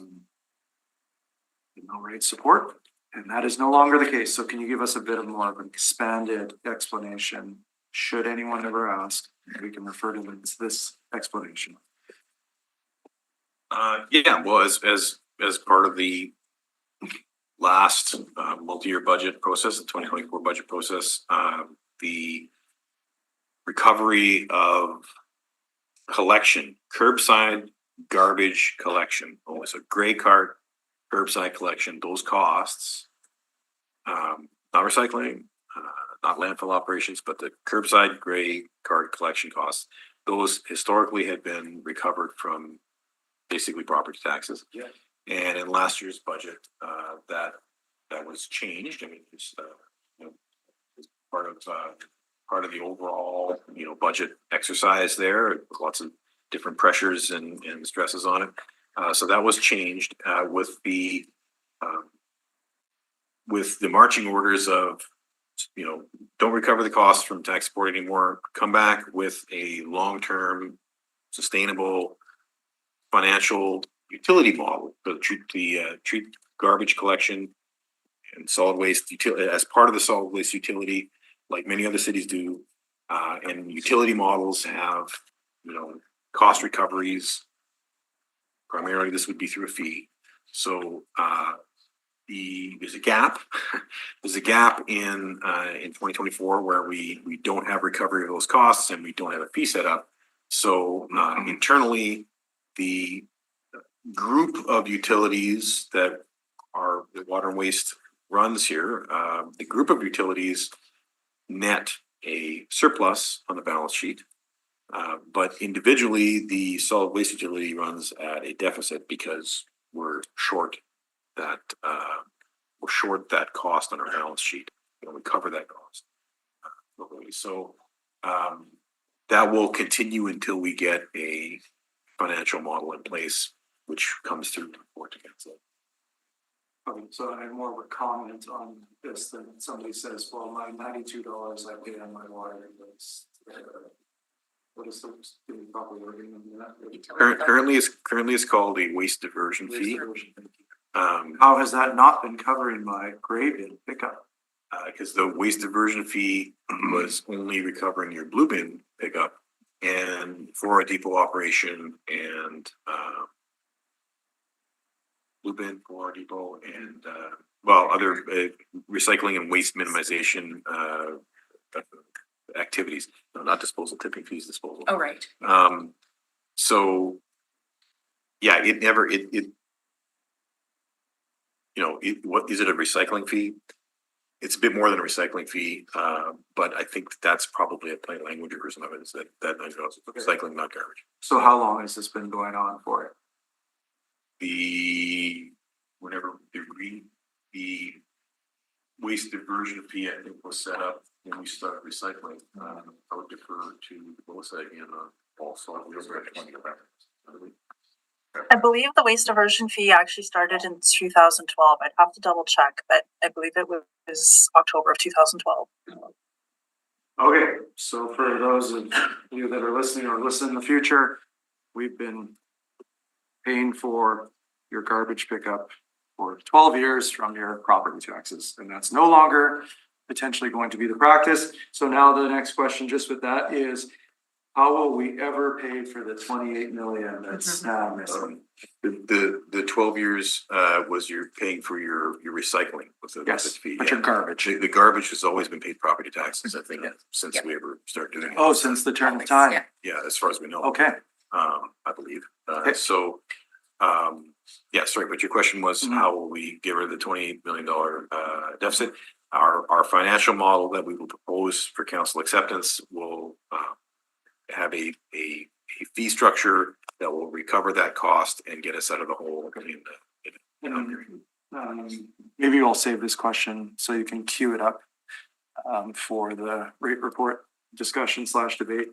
Is how long would the public service suggest we take to pay back that 28 million? So we'll hold it, take it away, construct a good answer for the folks out there. And this, the half funding I heard, with the position regarding delivering the program from a water and waste side of things. Mhm. Let's say hypothetically, the program, the timeline changes, what happens with that position? And who pays for that position? And who, I mean, sorry, department. I believe is the housing accelerator reserve. Is that the right word? Or fund or. That's the last one.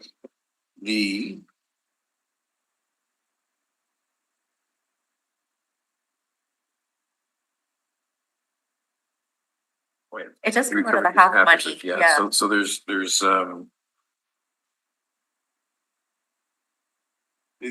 so the idea, like this position that we're talking about here, would be facilitating, you know, all sorts of service development review work that we kind of need the staff for anyway, but the funding source tied to half was a way to get it into the budget sourced appropriately for what's available right now. If, like you say, if something changes with, I don't know, that reserve, I'm not familiar with it, but or the whole program, I know we can certainly make a case for this position to help in general, yes, but I would think it was just you know, serendipitous that you know, the funding was available to help with that. That's probably a fair statement. Yeah, and we're coordinating, like we coordinate this with the corporate group that's overseeing the half. So we're not relying as a department on this position. I'm just saying hypothetically, if this timeline changes, Correct, yeah. we're not thinking, oh no, now how do we do these reviews for the rest of 2025? We have staff that do the work, right? So this was, this position was meant to kind of be dedicated so that we could continue with the regular work dedicated to, you know, the half things. What would happen? I mean, we would adjust, right? And we continue doing the reviews as we need to with the staff we have. I'd be back here next year asking for the FTE regular process. Okay. On capital side of things, I think we spoke about this in the past, just the number for the 2024 adopted budget, and then we have the 2025 budget. So again, not to single out anything, but specifically, I mean, if we go to the 2024, it's 9.7 for land drainage flood control, then we go to the solid waste collection disposal. I guess we'll strike that off because that includes green card program.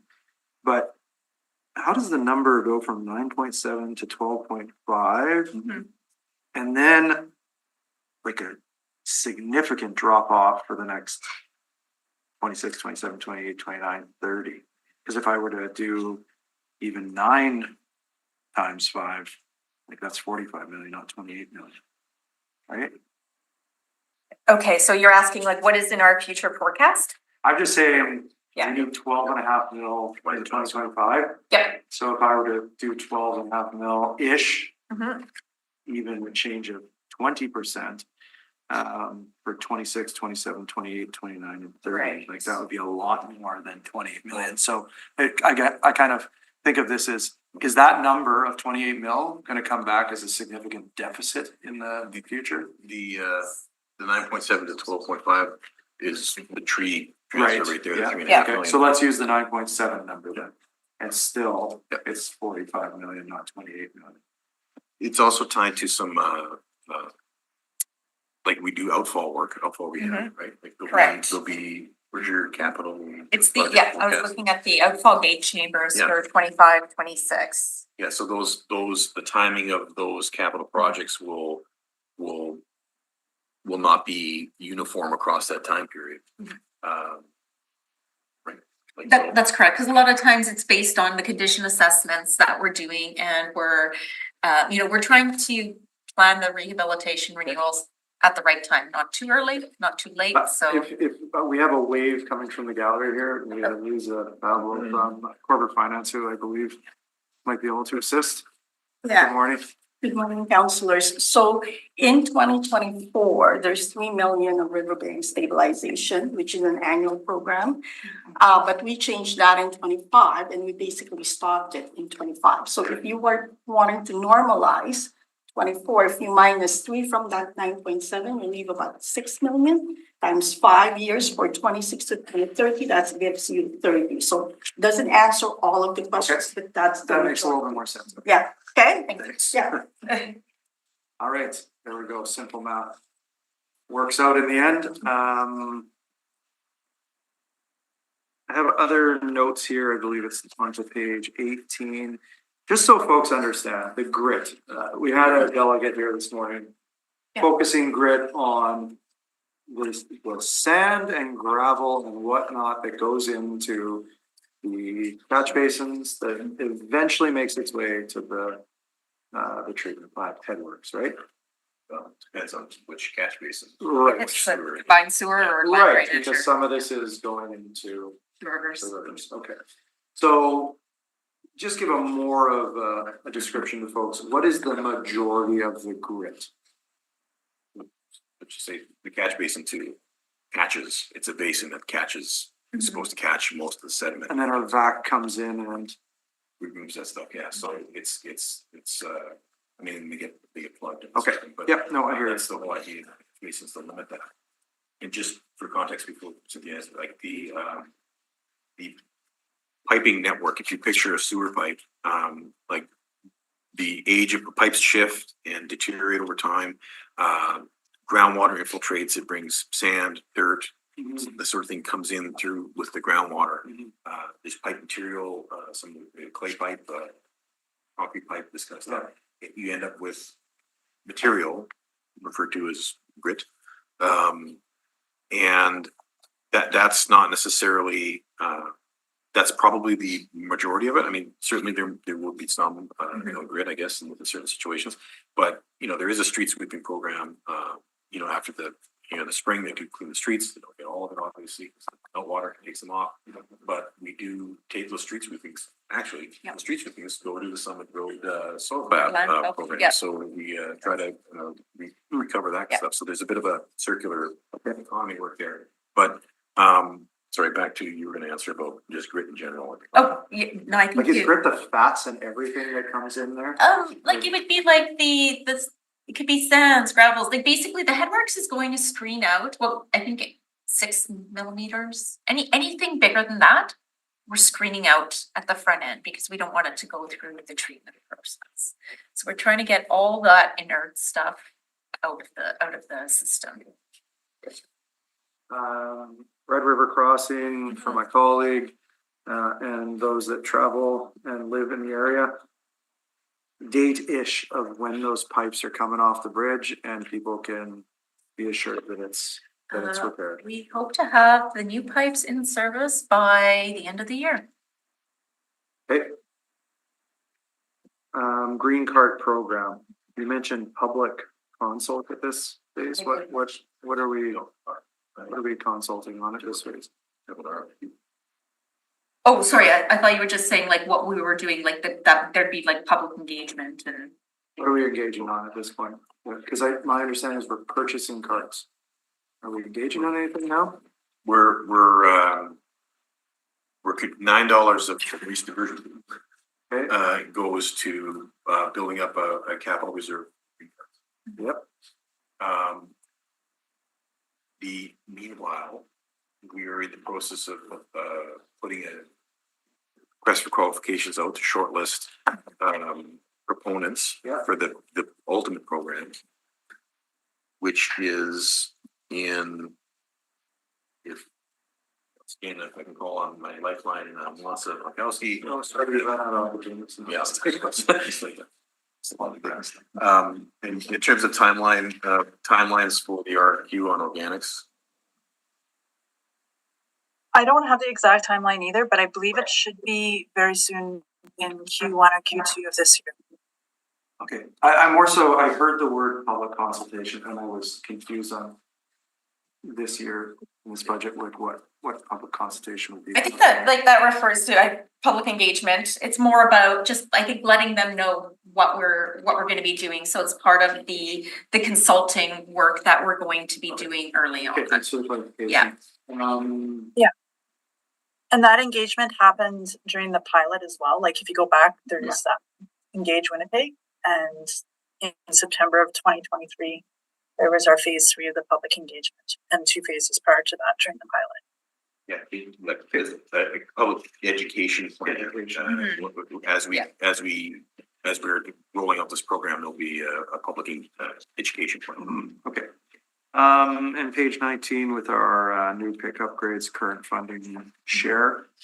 Okay, so we've talked about the 150 and 330 not to be accounted into here, and I don't want to get into the rate report discussion right now because that will come possibly next month. However, just so people understand here, because it is in this presentation, rates will have to pay for all of the unaccounted money, correct? Which is approximately. Well, as reflected here was the 2.4 billion, and have to point out that the number for that solid blue circle there for the nutrient removal facilities project 3, that number is out of date. It's 20. It's a 2018 number. 2018, so so just so we know, the 828 and change $1 million is from 2018. Correct. Yes. Okay, Correct. so when and again, I don't want to get into this debate right now, but when the rate report comes forward, it is for how many years? The rate report? 4 years at a time. 4 years at a time. But we would be, the rates approved last year in 2024 were for 4 years, so 24, 25, 26, 27. If at any point in those 4 years, if we need to change rates down or up, we would come back to council to do that. So we intend to come back to council to do that imminently, to change those rates that were just approved to reflect our updated realities of our funding scenarios. And also we will have a new update, a new number, a new estimate, a more accurate estimate for the nutrient removal facilities that will inform what we need for rates and what we need if other government entities. Okay, so how long will the public have to pay back, and this is in their monthly bill, how long will they have to pay back I'm looking at the 666 mil plus? Well, we only, you know, we will ask for adjustment of the next 3 years of rates. But that, we only do the rates, the rates for any given year are calculated and requested to reflect the cash flows in that year. Like, we don't say, hey, we need $2.4 billion for this whole project. Today. We got 3 years to get that money. No, because a lot of this, well, nutrient removal facility is a good example. Like, the construction is probably not going to start in the next 3 years, right? It'll start probably year 4, 5, 6. Like, it'll so the cash flow is in out years, and so the rates in those years need to reflect that. So you'll see when we propose rates, the rates aren't flat. The rates aren't. It's not a straight line. They will move around a little bit because we're trying to minimize what we need each year. Okay, but like, not to fool the public here of thinking it's gonna be a safe landing on, don't worry. Like, I also want to prepare them, and only because this page is in here, is like, this will be a dramatic change. Yes. A dramatic change. That would be an accurate word to use, dramatic. Yes. We currently only have $18 million out of, right now we're saying our old estimate of 828, so $800 million of this. 800 million is not funded.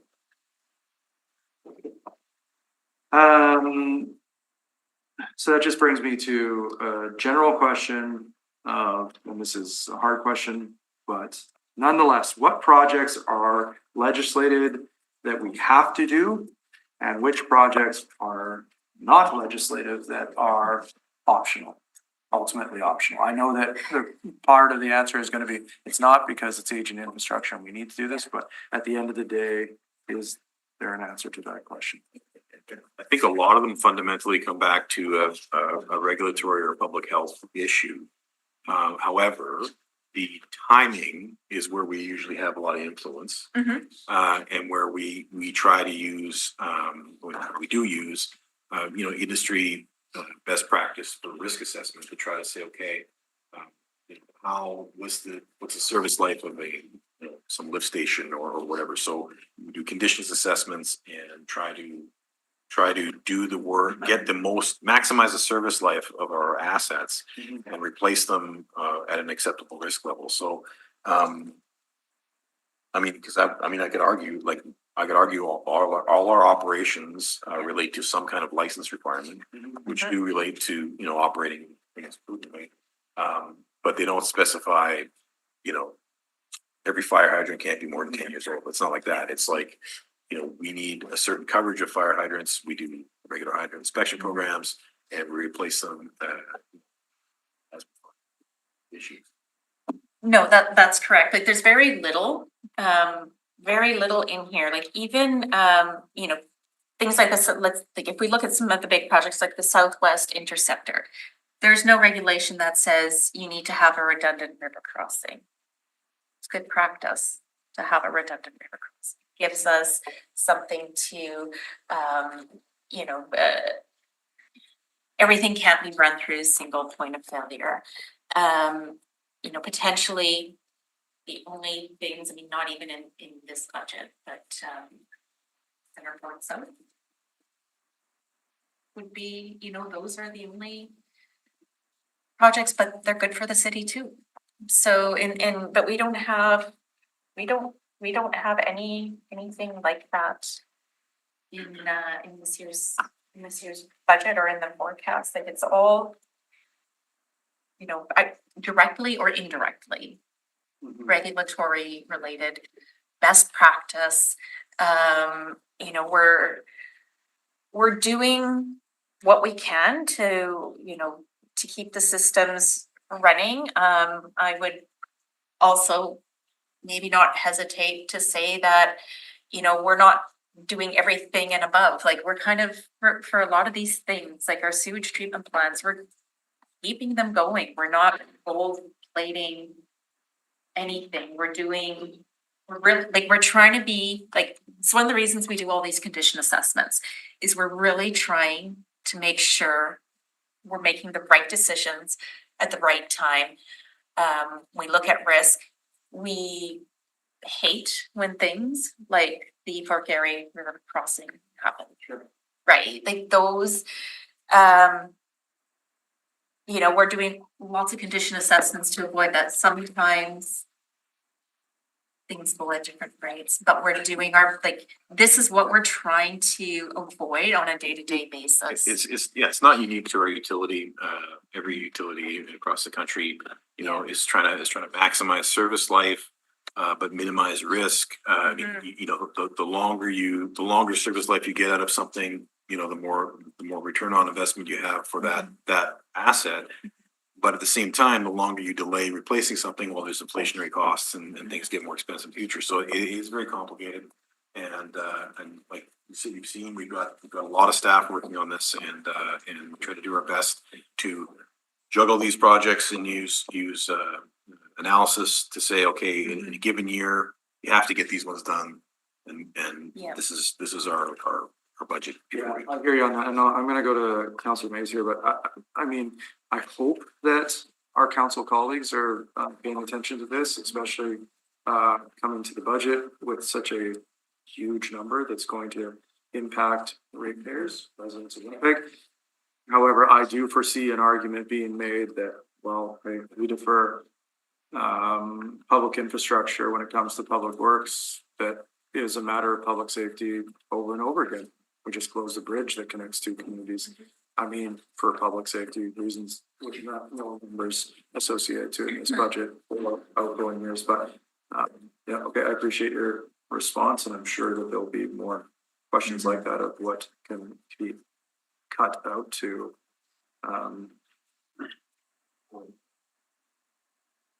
less impact of ratepayers. We can pretty good. Good questions by Councilor Duncan. Two minor questions and then one with a wonderful crescendo on CSO, tying it back to some of those questions. The minor questions are on capital, and I flagged some of these in advance, so need not be a long answer. To page 256, the water meter renewal, and that's the big number that's coming on. But the capital on water shoots way up this year. I presume it's mostly this water meter renewal. There's 19 temporary FTEs being paid at a capital on the water meter renewal side, but that's not, we're still planning to contract out to somebody the installation of said meters, right? These 19 people are not, what are these 19 full-time equivalents? Could be 50 people for all we know. What are they doing? These 19 old people. And it's, like project manager, for example, because I mean, that's one of the FTEs. There's an assistant controller, there's a finance component to this as well. There's billing and customer service reps for testing, meaning integration of the customer service software in the rollout. We've got to coordinate. There's testing of the products when we receive, like we do right now, when we receive conventional meters. Some of them go to our meter test bench as quality control to accurately engage or inform these decisions. Like we keep in mind in our pilot, I mean, it's a bit of a sidetrack here, but our pilot project, when we took out all those meters, 400 meters there from River Heights, and tested them to see what their accuracy was to inform the business case for, we really need to upgrade these meters because they're under registering quite a bit. There's also a couple FTEs in here for field staff.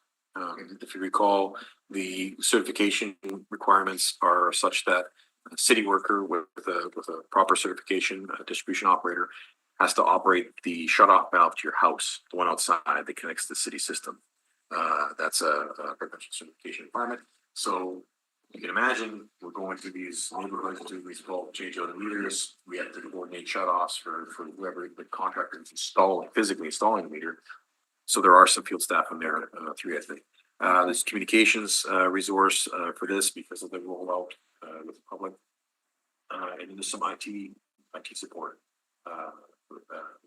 IT system support because of the network that we are anticipating we're going to have to build to connect this. So, and the thing is we are going to have, we're going to pick a technology. We're going to go ahead and switch all these meters, and then ongoing, we're going to maintain this meter inventory. But really, this next 5 or 6 years of rollout is very resource intensive. That's why these are temporary entities, it's signed to this project. And we go ahead, we'll be back into some kind of, mostly business as usual. Okay, thank you. Page 265, very briefly. I don't know if this is Councilor Duncan's influence or the new CFO, but we get a little more detail now on these pages, like these every individual lift stations listed out here. Could someone get back to me? Doesn't need to be now. Somebody get back to me on. There's a Pulbury lift station, which I think is in my ward. I'd be surprised if it isn't. Somebody can in due course get back to me on what the deal is there. It's scheduled. It's one of the lift stations in our program. We've done, like a lot of things, comprehensive condition assessments of all of that. So that one just has some upgrading that needs to be done to it.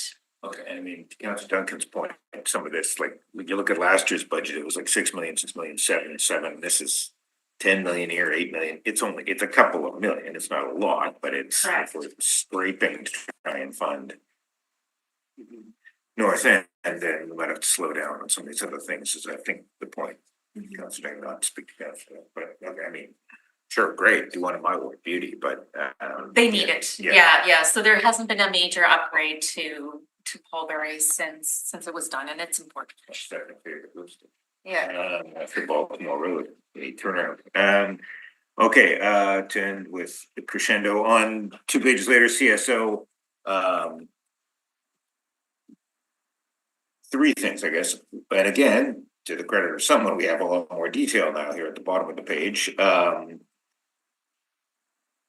3 things. Number 1, nothing is changing here. We have that color coded chart. There are 3 different versions. The end in 45, end in 2070, and end in 2095 or something.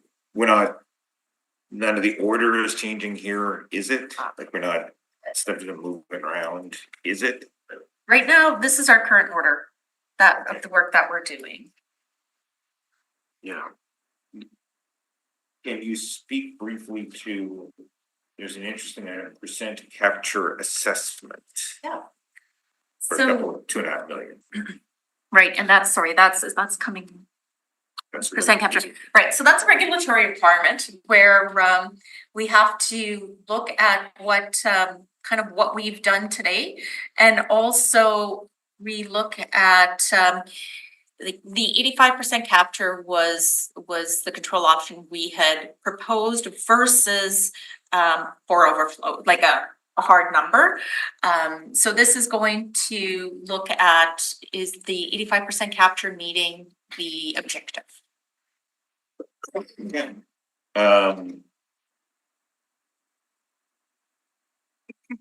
Third question, I guess, is just to be the lone, I don't know what the metaphor is, the lone wolf on this, the lone voice on this.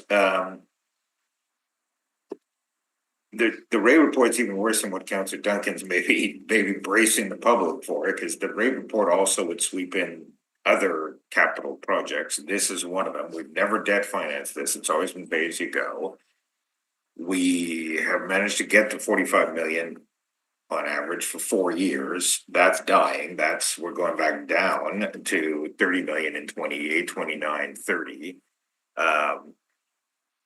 I'm hoping to keep the momentum at 45. That comes at a cost. So there's a rate report implication to that. So I guess that you were talking about things just being regulatory. This clearly is. The project 3 clearly is there, but I mean, we're on public record as describing the main driver for biosolids as growth and not regulatory. That's the city voted on that at the end of 2019. So if I'm the province should be paying for some of this. The province should be paying for a lot of that nutrient removal. But to know, not to the discredit of Councilor Duncan, who wasn't here for all these years, but for years we've been taking a dividend. We haven't been charging new development for growth. So, I mean, we'll see what the province has to say, but the biosolids upgrade, it's hard to hide and say, oh, that's regulatory, that's all province. That's just not what we've said publicly. And if we have failed as a city to brace for that, it's no, Duncan wasn't here, to be fair to him. I was, and so were many of the others. So I don't want that to go unchallenged. I don't think we can claim, oh, it's all regulatory. So it isn't. We've said that publicly. And I can speak to that, Counselor. There is a good portion of it that is regulatory. However, we have, accounted for growth and development in Winnipeg to 2050. So we're not just replacing our existing system. And then when we were putting, I think there was desire to identify any project that had a growth component. It may not have been the driver of the project, but if it had a growth component, we had to identify it. So that's why biosolids, which is primarily end of life regulatory, but has a growth component, was less growth. Well, that was my case, and I got showed it down on that in 2019. I agree with, Yes. but the document that was passed by council said Correct. the primary driver is growth. There's no undoing history on that. So that's what we said, and the province will, I think, push back on that. I guess my request here is when that rate report, it's not for today, when the rate report comes, can we have some, it will have to incorporate some recognition.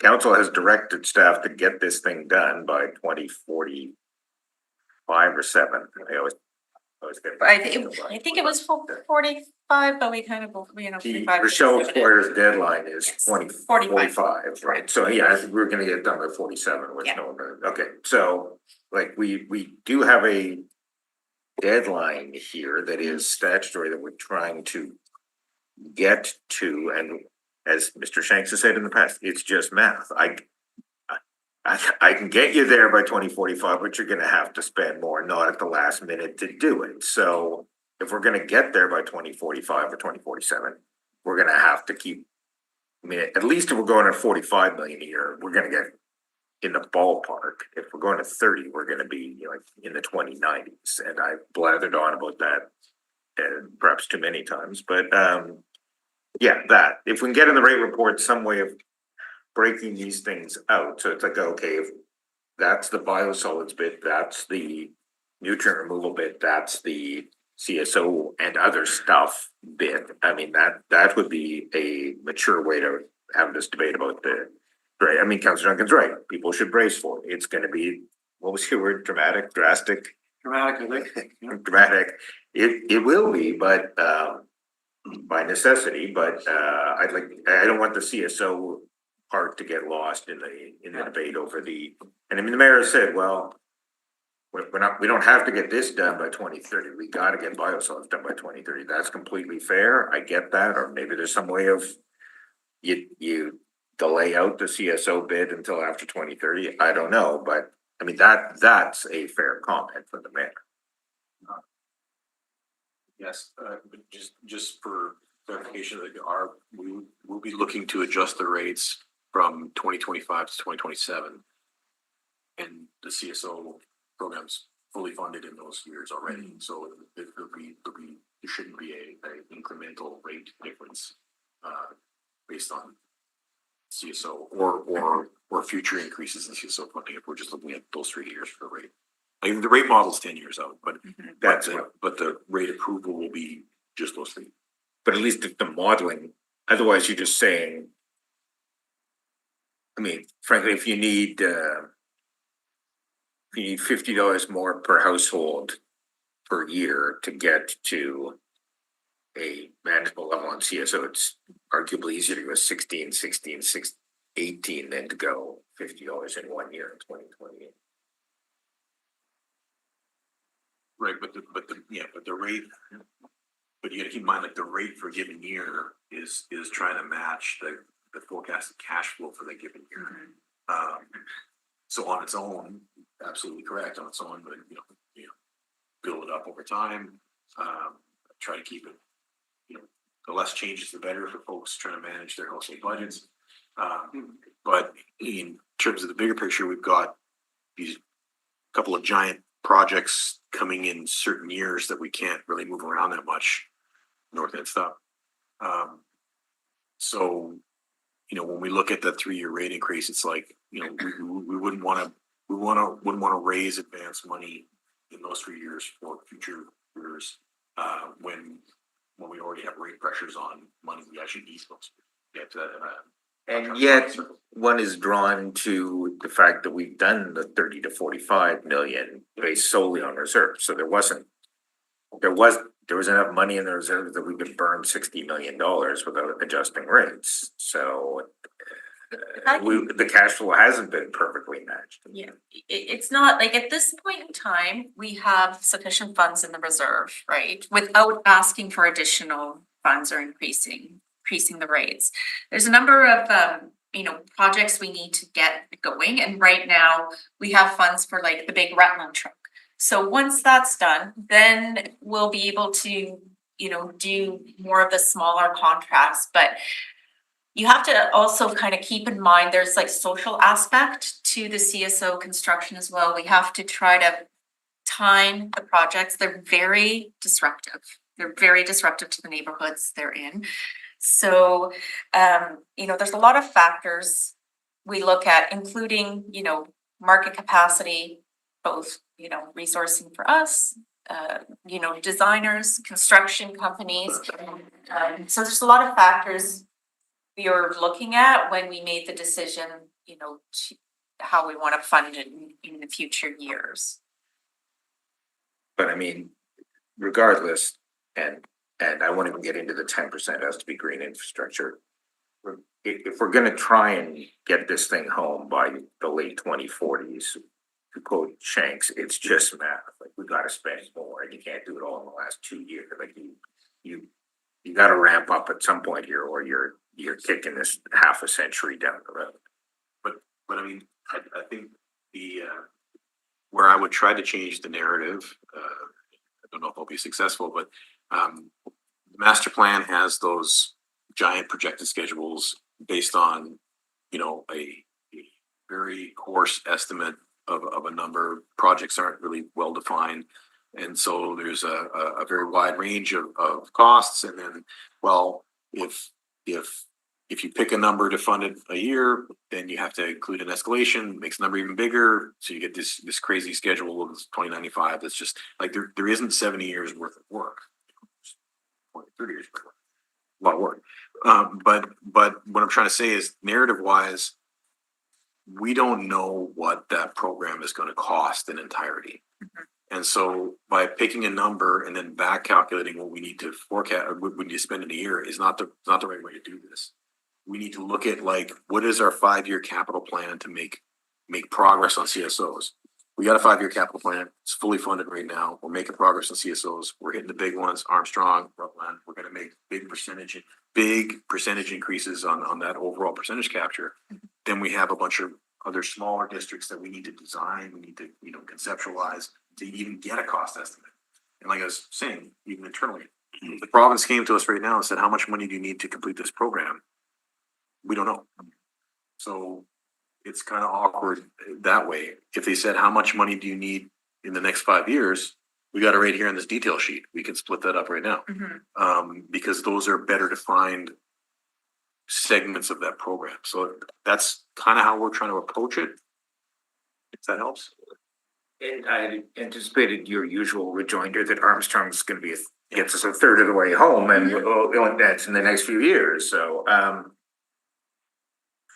the trouble is, I didn't come up with the 1,800-page proposal, so I'm not sure there isn't that much detail. It's 1,800 pages, and B, I didn't come up with the deadline, and I didn't come up with the cost estimate, and I didn't come up with the 100% increase in the cost estimate because of the class 4. And none of that's on me, so none of this is me making this up. It's all public. It's in an 1,800-page report. I didn't come up with the Gantt chart. No, it's not a Gantt chart. I didn't come up with the chart that goes to the 2090s, right? You guys did. So if we want to leave this for our grandchildren to sort out, we can. But I'm going to keep saying, let's try to get, even if we get Jude Gillingham's credit when he was finance person here, we got to 45 million. Even if we just keep running at that, we'll be most of the way done by, you're right, 2045 or something. That's it. My questions are pretty well answered, so I'm good. You should ride your bike through that giant pipe that's going in your neighborhood. Fantastic photo. What's that? Rats left. Seeing no other questions at this time, I do have a couple things on meters just for discussion, if you so choose, or yes or no's. Will we go to monthly billing once the new meters in? That's the plan.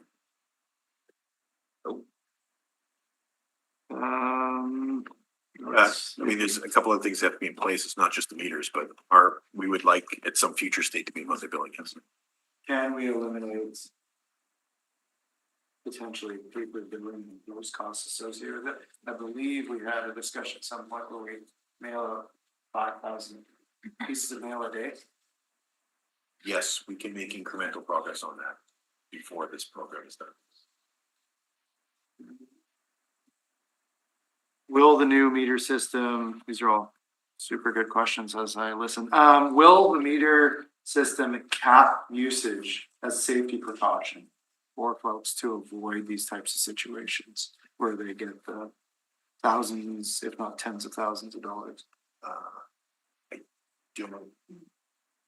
I mean, No, I it doesn't believe- have use. It well, doesn't. I don't think we would do that. Yeah. But there may be the ability for like an emergency like this, some of the, Yeah. there may be the ability for remote shut off. Yeah, Yeah. I'm sure there is a remote ability for like remote shut off, but we would not. I envision a room where all the public servants are sitting, the lights go off, red lights go on. We Yeah. attend to it quickly. Yeah, I'm not, I'll get back to it. There may be, that may be a customer. And could the budget change, should there be a partnership with other meter people out there like Manitoba Hydro? Yes, we're open to that. We were looking into that with Hydro for, maybe not necessarily for meters, but for communication, well, the communication networks, there's, we may have yes, I mean, I can give it a full review. Okay. Well, now I have a question. So if we're getting all these water meters changed and you have to go outside to turn off your meter or turn off the water, quite often they're broken or they're stripped. Is that part of the budget to dig them up and redo them? Yes, it is. And part of those temporary FTEs are our additional field staff for that purpose. Okay, we don't know what estimated percentage or will fail or not fail? We built the business case on the pilot project. So when the pilot did that 400 or 500 homes in River Heights, we used that to kind of inform, okay, this is kind of typical vintage stuff we're working with.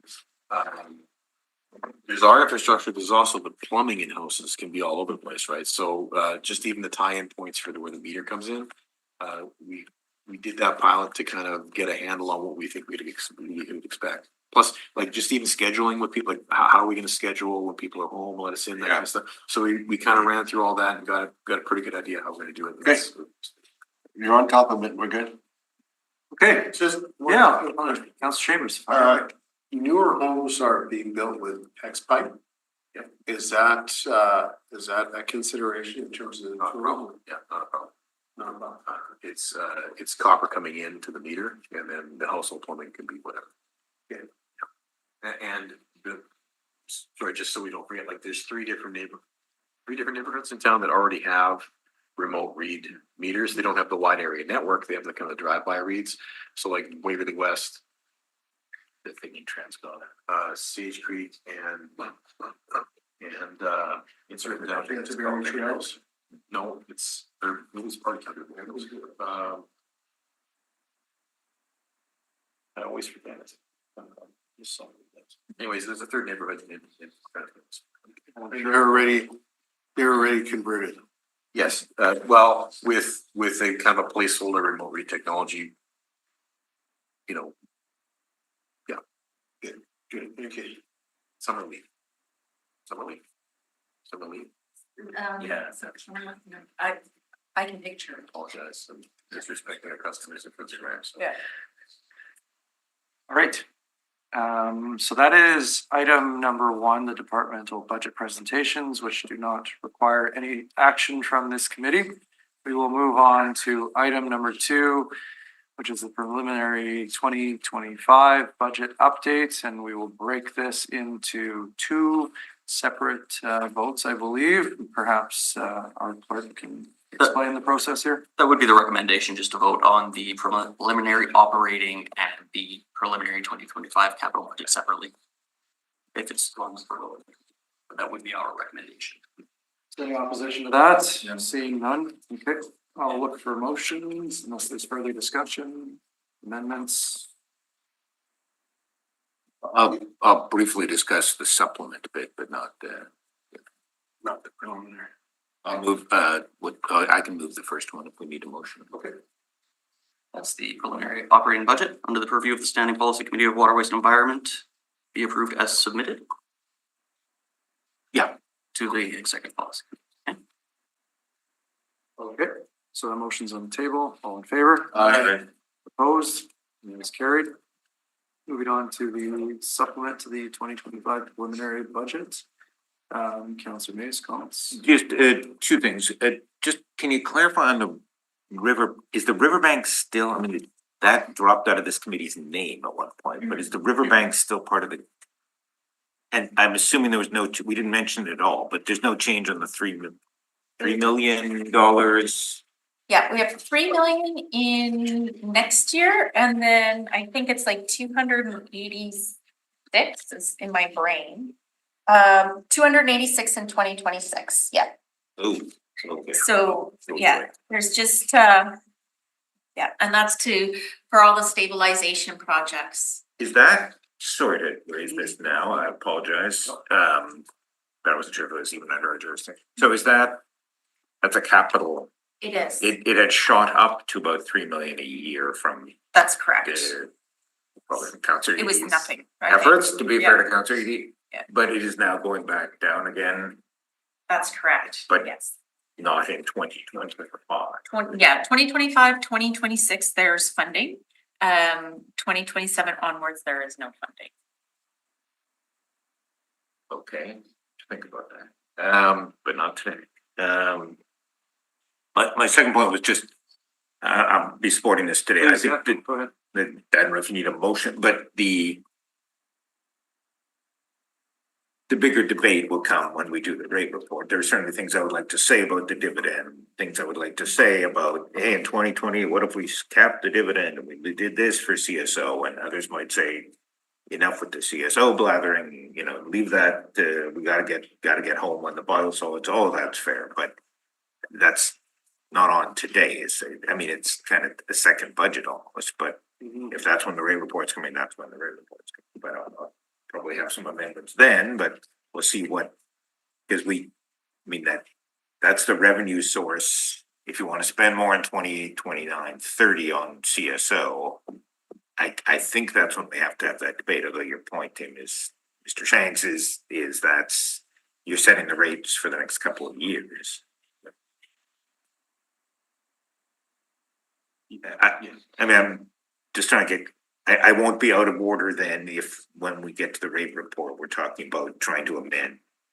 Like, if you're gonna get more money and you could spend more in the budget. Yeah, like the rate, like we do 10-year rate models, calculate 10-year. And get approval for 4 years at a time. And then within those 4-year windows, we can go and adjust that remaining window, right? That's what we'd be adjusting the remaining 3 years in the 4-year window we're in.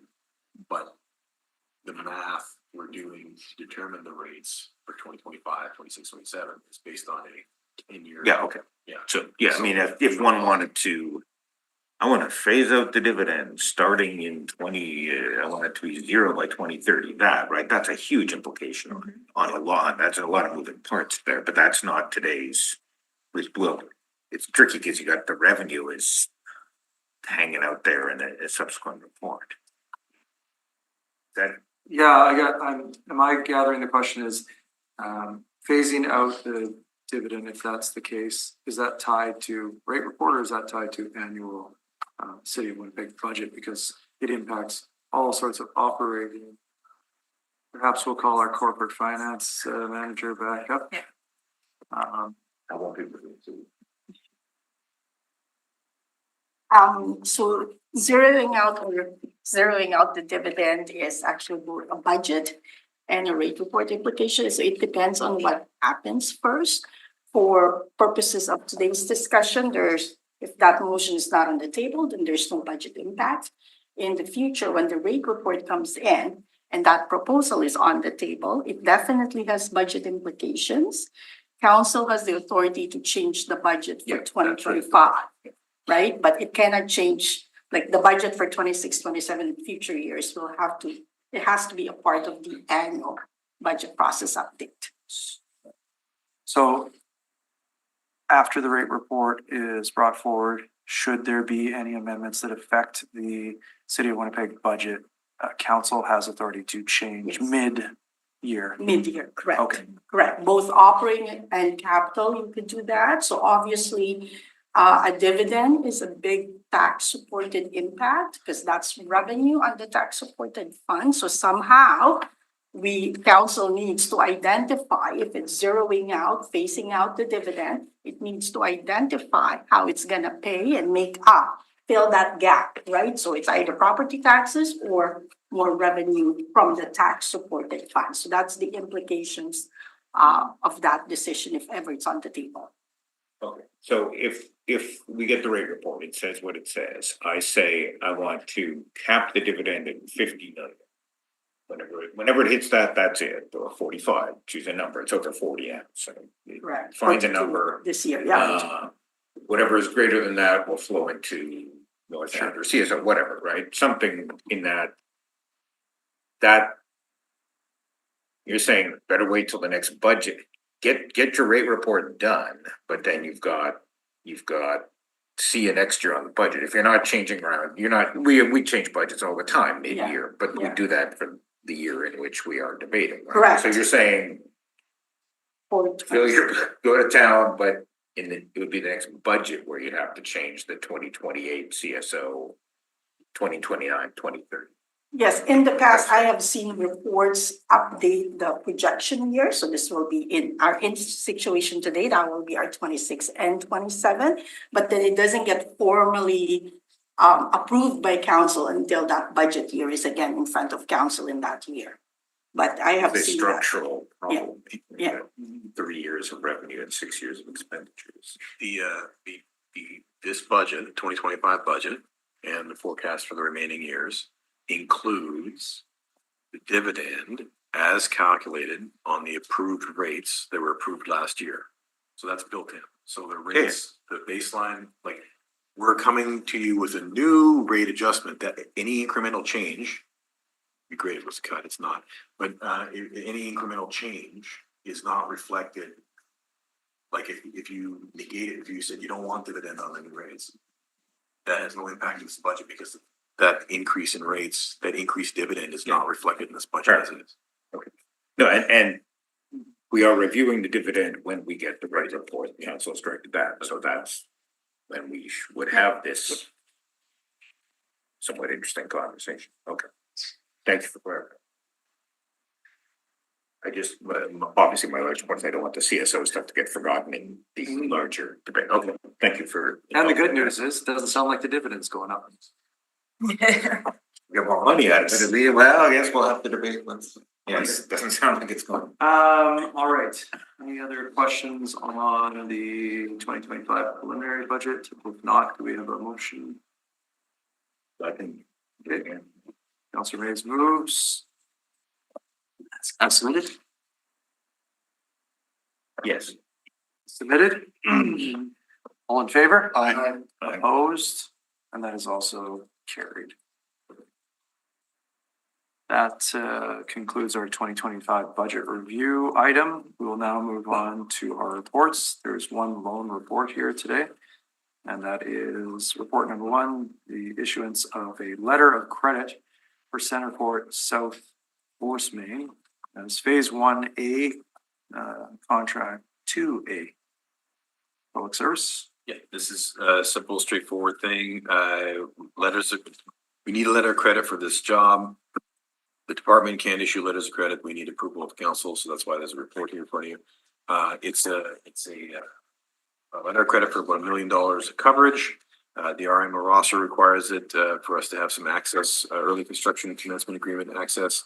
And this is related, as mentioned, to the Center Port Sewage Force Main construction. It's a letter of credit. It's only there for the city or for the RM to draw on if the city doesn't comply with their obligations. Kind of makes me done the work. Costs $11,000. There's been a couple of these back and forth, I believe. Correct. Between the roster, we've been asked them for some and this sort of thing. It's a kind of a contractual thing that's required for this access.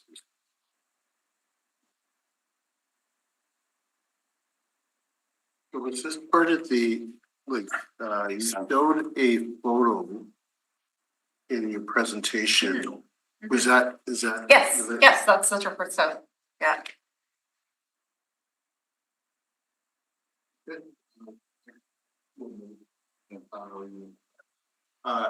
So the public service recommendation? Public service recommendation, all in favor? Aye. Opposed? That is carried. Move adjournment. Seeing no new business, Councillor Chambers moves adjournment. All in favor? All right. Opposed? That is also carried. Thank you very much. Enjoy the rest of your week.